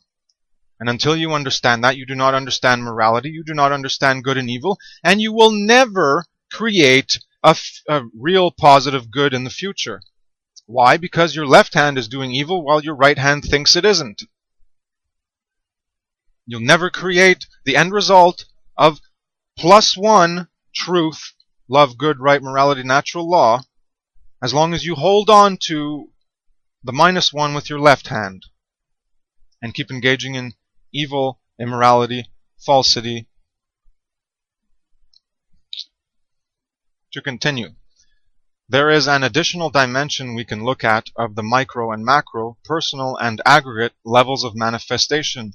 While we ourselves may not personally participate in an evil, no longer a -1 in that action, but a plus 0.1 instead, the world is still filled with participation in those evils that continue to create it, and if we do nothing to stop them, we are in -0.1, allowing it, unless we actively engage the world and others to try to stop evil from spreading by educating others about its existence around us, which is then the +1 required to keep the good triumphing over the evil.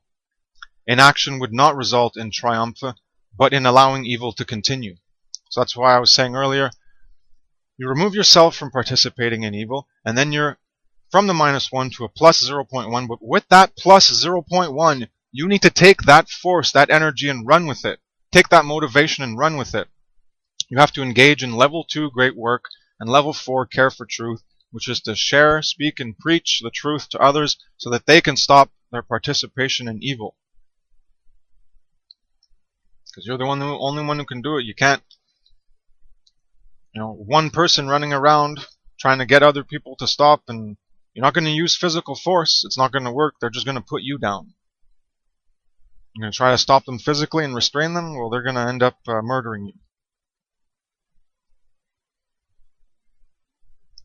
To continue, we can stop participating in our own micro level from minus wrong action to +1, stopping the wrong action. But if we allow macro evil to continue, it puts us in the aggregate of evil, so from +1 stopping the wrong action to a -0.1 allowing others to engage in it.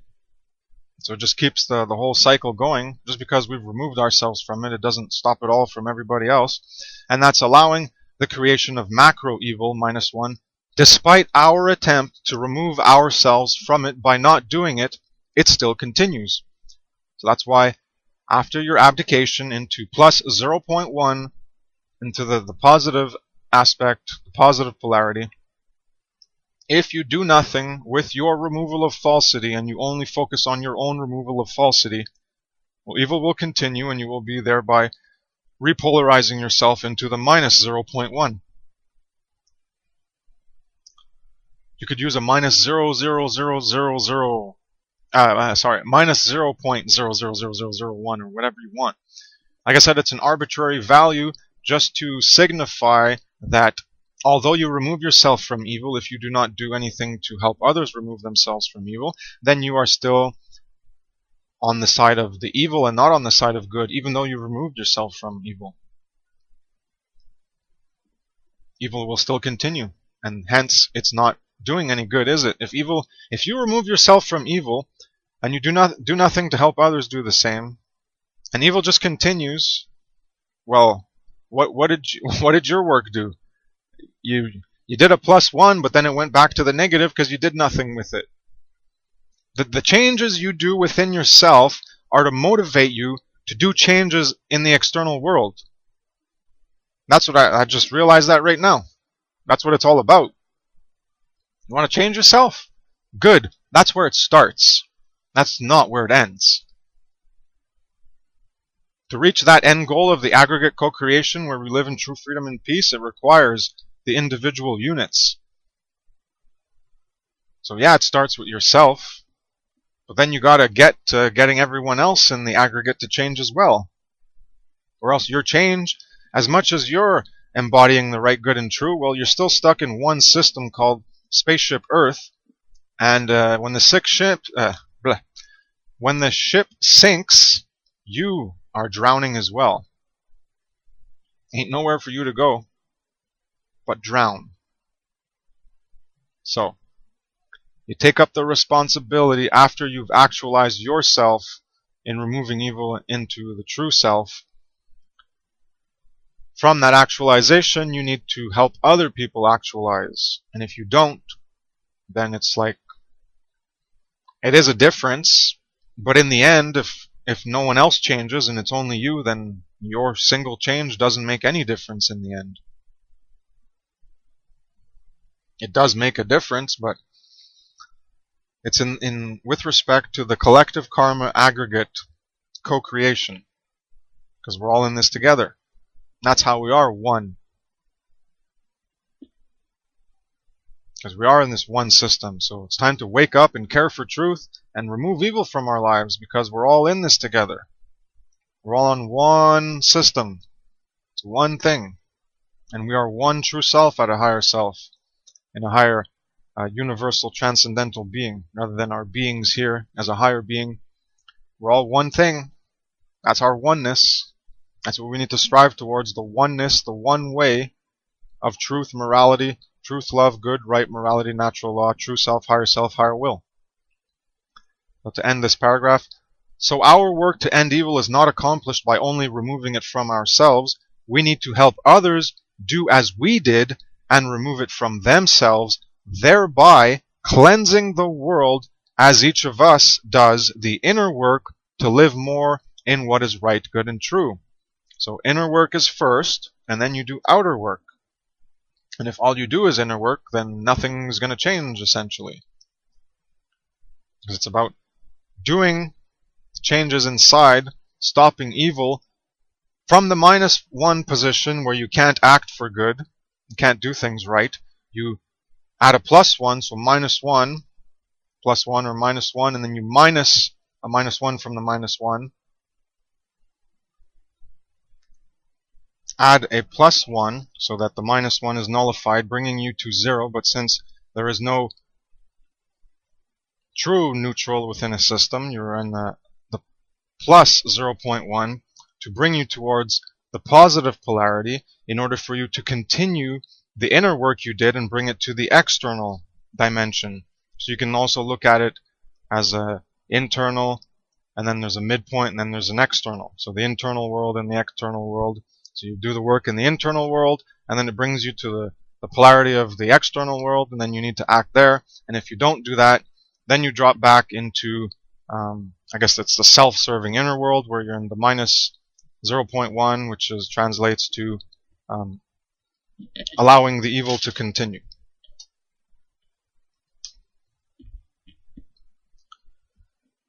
Alright, the next section, this is the last one, purpose and time. As with most of my work, this all relates to the path and way of living a right and good life. That is why good and evil need to be known. We are talking about actions for that reason. Right action and wrong action relates to good and evil. This is how we can determine the level of importance of various actions we can choose to engage in, of various activities for our time, attention, and energy. The value, meaning, and purpose, the value, meaning, purpose, worth, and substance of what we choose to do.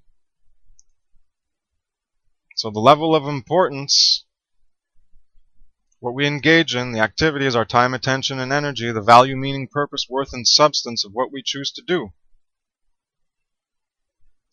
What path are you taking? Care for truth or apathy for truth? Essentially, this is about priorities in life. We need to shift our focus and reprioritize what is most important in life. Truth and morality, which will bring an end to all evil. That's the capital. My capitalism is truth and morality. That's what I like to exchange. So of course we have the regular free market or alleged free market, goods and services for us to survive in our codependence, systemic, societal entrapment, and economic survivability. Things could be different in a better free market way, sure, but I'm more focusing on truth and morality as my capital and what's most important, apart from the bare needs of survival, which are food and water and a shelter. So we can ask, does the action, time, attention manifested towards something actively help us bring an end to evil? So it's stopping evil as a +1. Or does it allow the continuance of evil by doing nothing to actively bring an end to evil, which is -0.1? Or does it participate in the continuance of evil? Rather than just allow it, does it actively participate in evil to make it continue? Does it create it? Yes, that's a -1. So if you're looking at your your actions, your time, and your attention, and your energy, what it goes into, what's the value, meaning, purpose, the worth, and substance of what we choose to do. Look at your actions objectively and try to determine where they fall in. Are you stopping evil? Are you creating evil? Or are you just letting it continue? We are energy units, universal constructors, natural law, causal agents. What we put out into the world, no matter how benign we may think it is, actually has an aggregate effect in the end. We have existence in these bodies for limited amounts of time. It is long overdue that people examine their lives and consider where their time, attention, focus, energy, effort, dedication, determination, and persistence goes to, what they say they care about, what they desire to do, etc. So I'm just making a comment on the time. We have limited amounts of time. We're only here from birth to death. No matter who wants to believe in whatever fanciful pseudo-spiritual notions that, it doesn't matter if you kill me, I'm going to be back and stronger than ever. No, you're not going to be back. The true self is what comes back. That's what reincarnates. You do not come back. You, as an ego personality identity construct, have a limited existence from birth to death, and it's a one-shot go. So make the most of it. Truth takes time, first of all.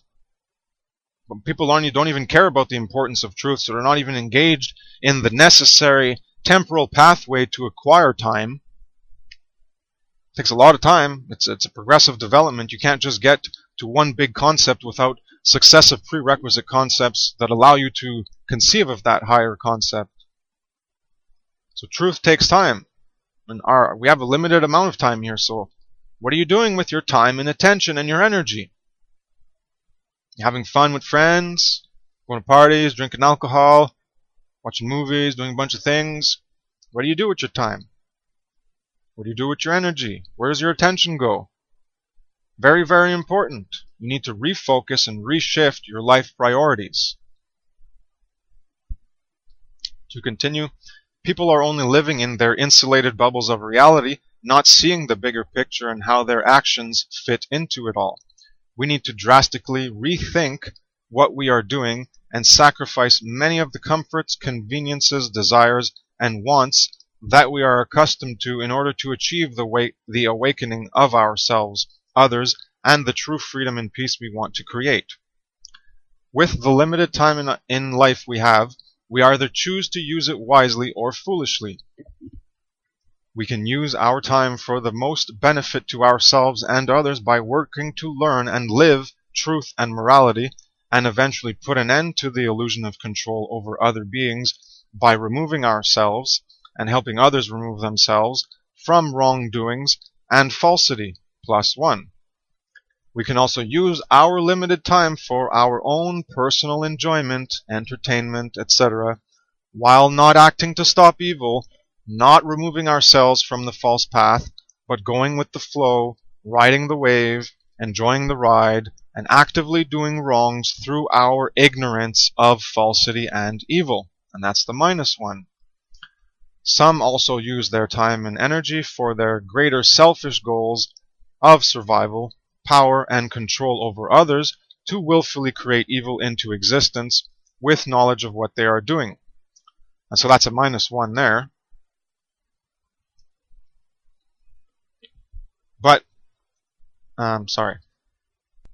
So if you take into consideration that if this new valuation here, if you're letting evil to continue while not removing yourself in it, because above I had you remove yourself from evil, that's a +1.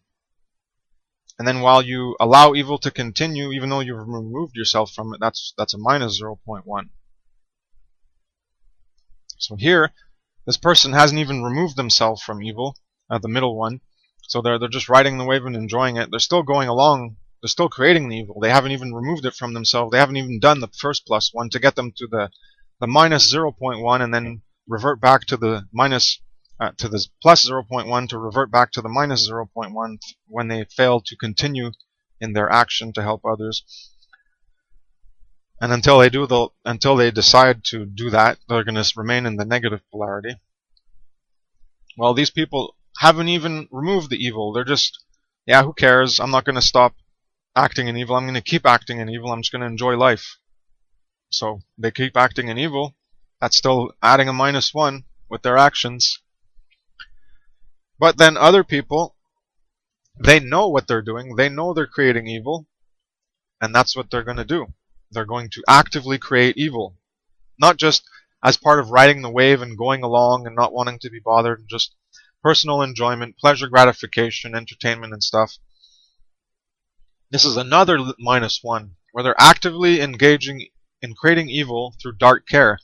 So this -1 is compounded with, it's an even more egregious violation than the people who still continue to do evil because they're ignorant evil. When your knowledge of the evil and you choose to do it, that's more than a -1 of actively creating it. That's you're not just actively creating it through ignorance, you're actively creating it through knowledge, knowing what you were doing. So it's not just a -1, it's a -2. So these dark care people are doing worse than everyone else who's letting it happen. That's why I disagree with all these pseudo-spiritual bullshit quotes about, you got Einstein, and it's not the people doing evil that will destroy the planet, it's the people who allow evil to continue that are most responsible. That's asinine shit. It really is. You have no understanding of how it works. Really. So if you remove the people who create evil and leave only the people who allow evil to happen, do you think evil is going to be created? No, because the people who are actively creating it willfully through knowledge are not going to be creating it. There's only going to be the people, they're going to be acting it, but it's not a willful, knowledgeable creation of evil, but it's more of a passive, so it's active but passive in a way, so that's just a -1. But the people who have the dark care and the dark knowledge know what they're doing, that's the -2. If you remove them, then the ignorant, stupid idiots who are just mimicking what is, well, they're just going to mimic what is, and if you remove evil and allow people to create good, then the people who are just going along, well, they're just going to go along to create good too, because they're still lazy and they don't care, and it'll be better for them, so they're going to go along with it anyways.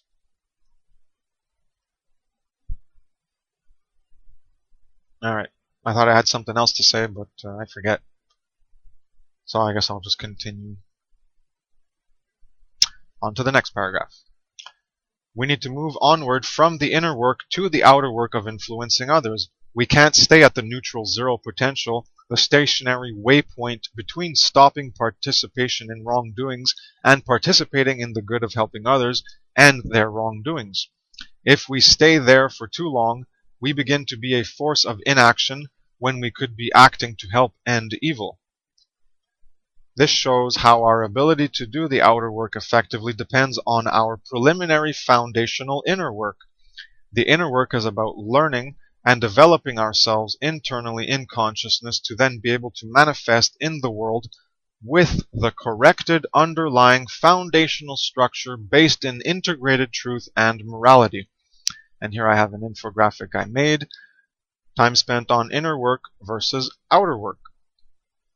So you're seeking to understand, you better yourself in order to better the world. But first you have to better yourself. So if you want to better the world and remove the evil in the world, first you have to remove it in yourself. So that's why the first part is abdication of evil as a +1. You take the -1 and you remove a 1, which is adding a +1. Yeah, so I know earlier I said -1 to -1 equals 0. But I completely forgot algebra. I was confused.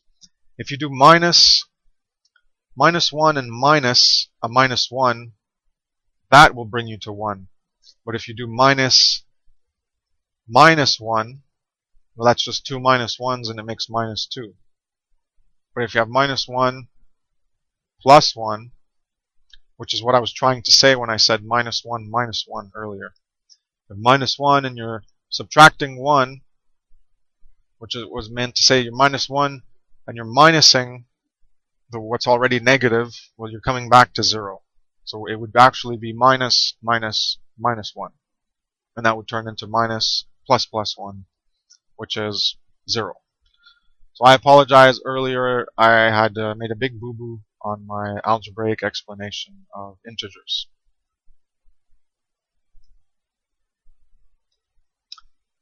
I don't know, algebraic, but it's an integer explanation anyways, because it deals with negatives. So back to the infographic. Then at a point when we better ourselves, then we can actually better the world. But that takes time, because truth takes time. So initially on the bottom, the time elapsed, so that's year 1, 2, 3, 4, 5, 6, 7, 8, 9, 10, whatever. Eventually, say year 5 or year 10, whatever, how long it takes. And then you start to act more in the world. And since your time and attention is going to acting more to help others better themselves, to better the world, you have less time for inner work. And also it makes sense, since you spent a lot of time on inner work, there's less crucial inner work to do. So there still is inner work to do. That's why there's a switching, but there's still activation of both. So you have time elapsed. So in the first year, you have the time spent as the vertical axis, and this outer work is low and inner work is high. So you have more time spent on inner work, but as years progress, well, you've done more inner work, and there's less inner work to do, and there's less pivotal inner work to do if you've been doing the more crucial inner work first, and then you can do actions in the world to do the outer work. So they're both in the middle, but your outer work takes more time than your inner work, as it becomes more important to you to teach and get others to understand, as opposed to looking for other sources of information to clear up your confusion, because you've already spent a lot of time on inner work to clear up your confusion, so you have quite an integrated understanding of reality. So it's not service to others, but service to truth, to help others to face and help themselves.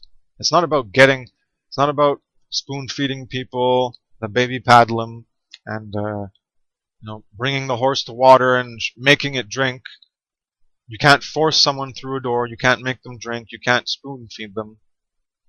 People have to develop the personal responsibility to care for truth themselves, so that they can face themselves and help themselves. You cannot do the work for other people. Similarly, we can look at it in terms of learning and actions. In order to produce quality, effective results, proper time and attention is required to learn the material in question. Garbage in, garbage out. Quality in, quality out. We need to take the time to learn about things before we can act properly. Our state of education is very low regarding the occulted aspects of reality. Even the overt aspects of reality they don't even talk about, because they don't even understand truth and morality properly. That's why the animal issue is never talked about. Even though it's very obvious that, no, don't do that to the animals you care about, because in your circle of identification you have more of an interaction. I've talked about this in, I think, the audio from yesterday, in regards to family and to why we have an attachment and identification with them, and we don't want to offend them, and they're part of our close group of, if we're in a tight jam, we depend on them and stuff, so we don't want to cause too much trouble in our family. That's because we have too much attachment, because they were there most of our lives. Just like other animals, you have an animal companion. Well, that's the animal you have an interaction with, and you develop a care for them. So no, you wouldn't want to, pay someone to rape them, or pay someone to murder them or torture them, because they're an actual animal that you have an interaction with in your life, and you've developed an identification with, an evaluation towards them, and a connection towards them, so you don't want that to happen. Even though other people across the planet, they do that to cats and dogs and boil them alive, but here, you value them.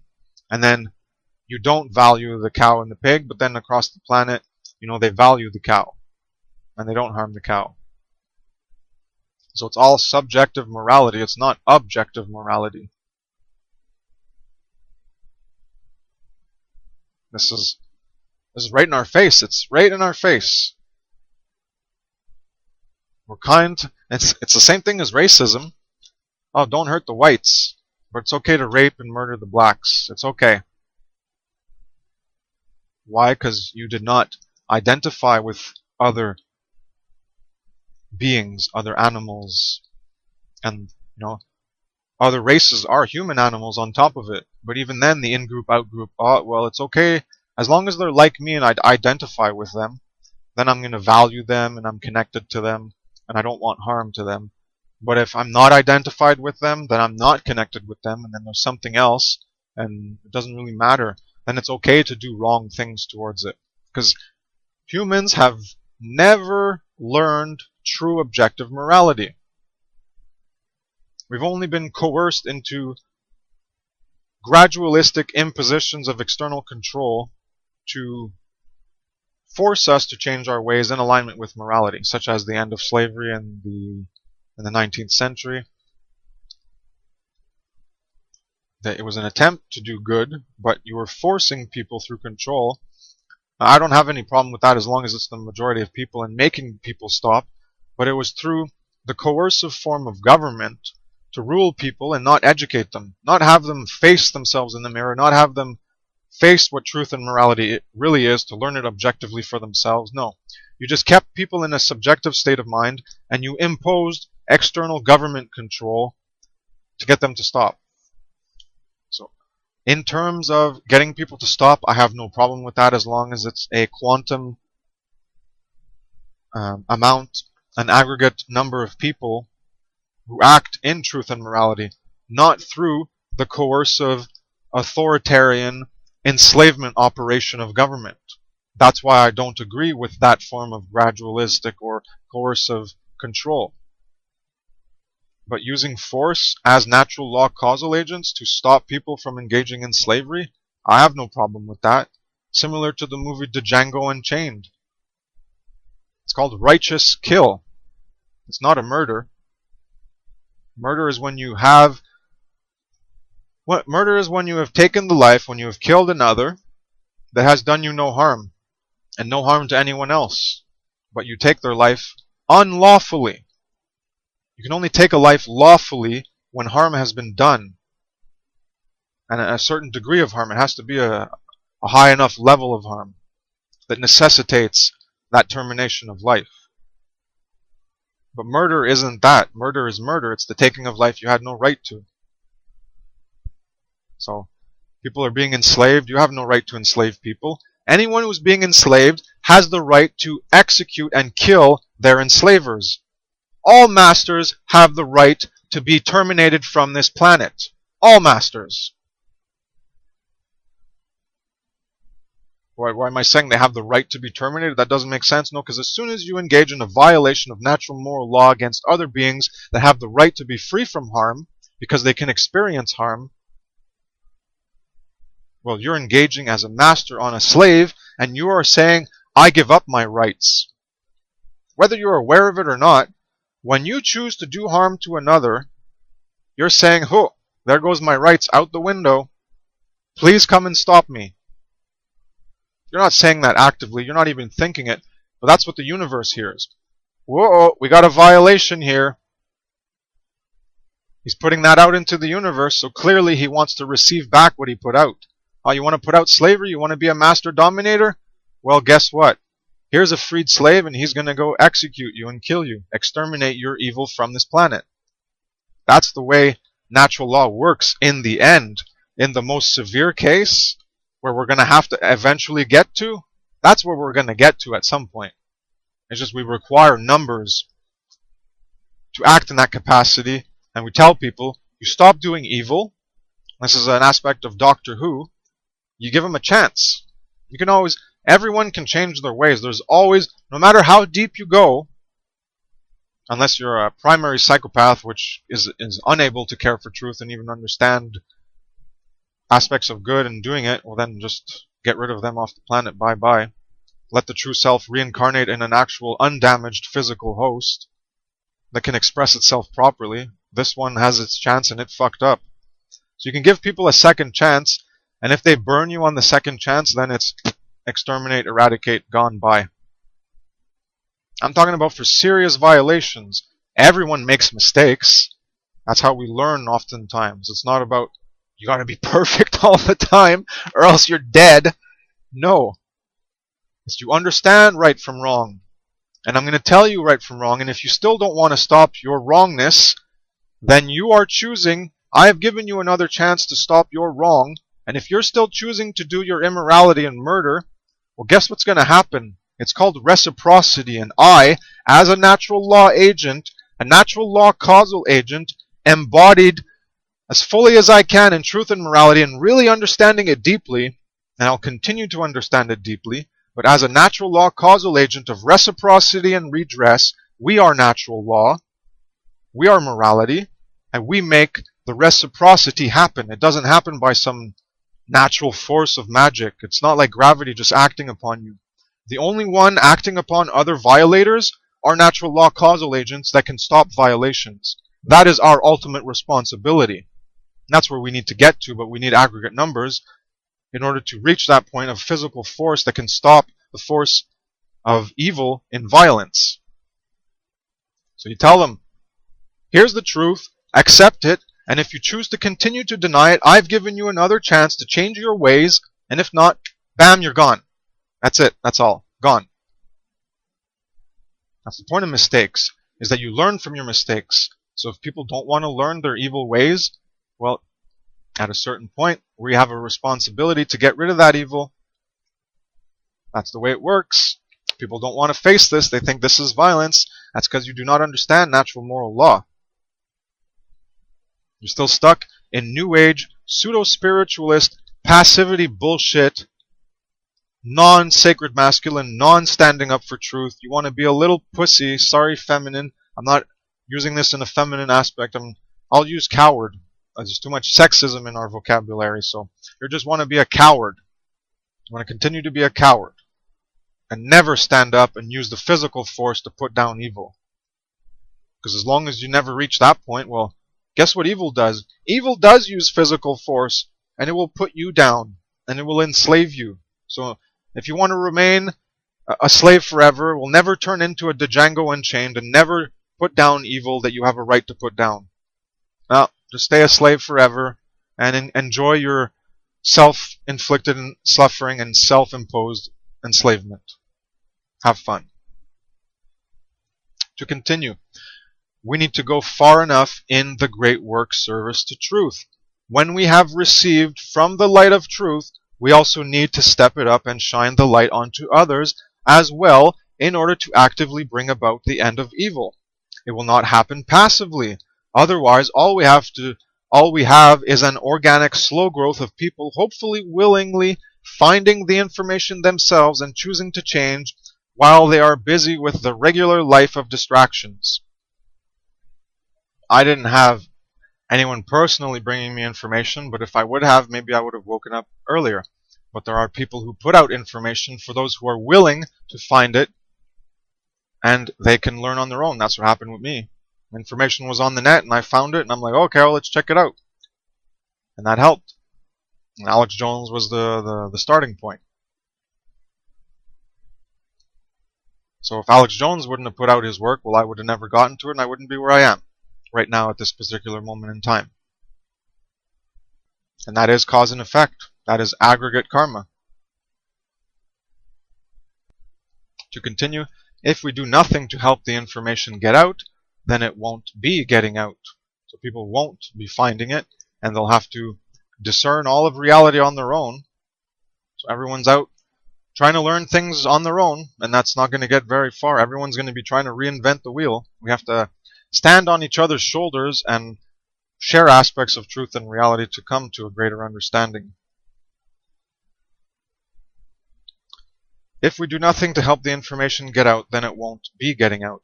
Humans with the power to communicate, humans with the power of communication are able to express understandings of truth.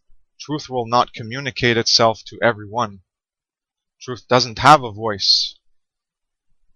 Falsity is being communicated throughout our cultures, and we need truth preachers to counter those lies. So we all need to become preachers. Yeah, people think, oh, you're preaching the truth, as if it's a negative thing. Well, go actually look into the etymology, which I did to squash some Facebook idiot and his group who's trying to say that, oh, I'm preaching the truth because I talk about veganism and the animal issue. I'm confronting people with that shit a lot. Oh, you're preaching the truth. Oh, you're militant. Like, they don't even...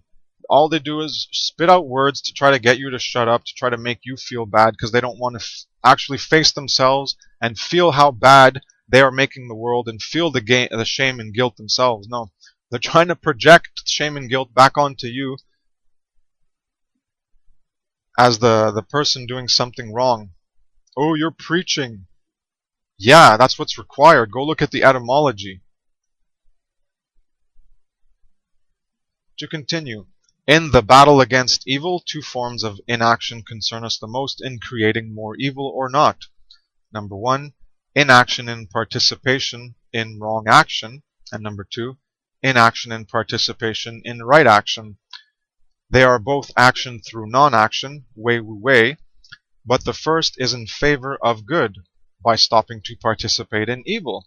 The second is not doing the good that is required to put an end to evil, and so it helps the evil a bit through silence of good, truth, etc.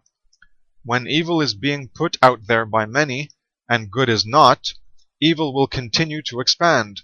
We have to stand up and act. Continuing wrong action while trying to do right action is counterproductive in the aggregate and will backfire if never corrected. Instead of working on new things that are right, we need to stop and remove the old current wrongs first. This is alchemical divorce, apophasis, negation, deconstruction of our false perceptual reality and of our false self, shadow, darkness, demon, negative. And there's two links to my alchemical divorce part 1 and 2 infographics. So, like Buckminster Fuller said, it's not stop focusing on creating the new. Stop focusing on trying to reform and reshape and remake the old and make it work properly. It's corrupted, it's in shambles, it's horrible. Just drop it. Let it go. Apophasis, negation, deconstruction, just let it dissolve, disassemble it. And the way to do that is by letting go of it so that you're no longer feeding it, and also you work to create something better, a new way of living. So at first, you need to ignore the new bullshit in terms of novelty and what's the newest gadget and the newest information and the newest entertainment and what's new in gossip. All the new and novelty that we're attracted to that keeps us from facing the old and current. We need to detach and ignore that bullshit novelty crap and focus on the things we're currently doing that are wrong and detach from them. Not to reform those old current wrongs. Forget about reforming them. It's about removing the old current wrongs, and then you don't focus on them anymore. You're not trying to remake them and rework them and all that. No, now you're going to go back to the proper novelty and new things, and with the knowledge of what is wrong, you can actually formulate new and novel ways, original ways based in good, in truth and morality to live our lives. So at first it's no to new and novelty bullshit, and then you got to focus on the old and current wrong ways first to remove yourself from participating and feeding them. And then after you ignore the old and wrong ways, because you're not going to get involved in those systems to try to reform them and make them better. You have to ignore it and you have to create a new way. So it might be confusing because they're opposite polarities depending on where you are in this alchemical phase. But you should understand, I think I explained it well enough. Last paragraph. Why were you born? Why are you here? I am here to end evil. I know this is my purpose. I've been lost so much of my life. So alone and lonely. Not anymore. Service to truth, standing for truth, and sacrificing yourself to truth. As much as it might seem painful for people, it's painful in terms of, you get rid of the pleasure trap aspects of your life, you get rid of the distractions, you get rid of so much bullshit, and that will bring you the real substantive joy, rather than the false happiness and false enjoyment through an attachment and fixation on feeling good and the pleasure trap. So I am here to end evil. That's what I'm doing. That's why I focus on the root causal factors, and I deal with psychological issues and perception of reality, because this is what's the problem of why people still don't understand the concept of ahimsa and doing no wrong and understanding morality objectively, because they don't know how to process reality. That's why I have my whole presentations on Language and reality, 5 parts, hours of presentation. There's article and audio and video and infographics. And then there's metaphysics, language and reality. There's a big presentation there. It's the fundamentals of the trivium method. People don't understand how to process reality. So that's what I get. That's what I'm trying to do, is to get people to understand how to process reality by showing them the mechanisms within our own consciousness, such as the Trinity of Consciousness, the trivium method, other aspects of psychology and relation to perception and cognitive dissonance and all these things that prevent us from facing reality, from seeing reality as it is. And we need to learn about language because that relates to reality. And metaphysics is looking past the veil, piercing through the veil of the physical matter and looking behind it and seeing the qualities and characteristics, properties and attributes that are contained within things. So that's a lot of my work, and then specifically I deal with certain horrors, and most of the time it's with the root causal factor horror of the animal issue, which is why I focus on, quote, veganism, ahimsa.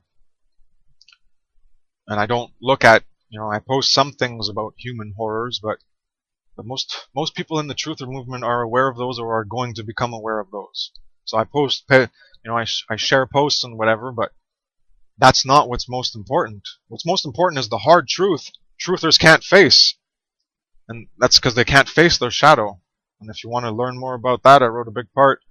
Truth is love. Love is truth. My first huge article, and it was my first audio I did, and it's 3 hours and 40 minutes, the audio. But lots of valuable information there, and that's why care for truth is my one true divide. And that's explained in there as well. And that's why people can't face the animal issue, and that's why I do target the animal issue, because no matter how much you care for truth and morality, if you can't face the animal issue, you've just shown me through your own expression of consciousness and your denial and your ignorance that you don't really care for truth and morality as deeply as you think you do, or certainly not as deeply as I do, or other people do. Because when we faced these issues, we didn't reject them out of hand.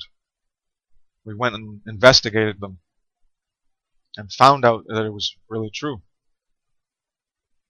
To continue, I am here to end evil. That is my purpose and what I try to spend my time on, uncovering how to get people to face it more, breaking past the psychological barriers of the false superstructure erected to keep us from facing ourselves. I have more work to do to help others, as well as more work to do to continue to help myself. Part 2 will have more detailed explanations for those interested, and specifically how no one can really be in pure potential neutral zero. Alright, so that's the end of the article, and I have some related articles, previous audios I've done, Tree of Knowledge of Good and Evil, Knowledge, Memories, and Evil.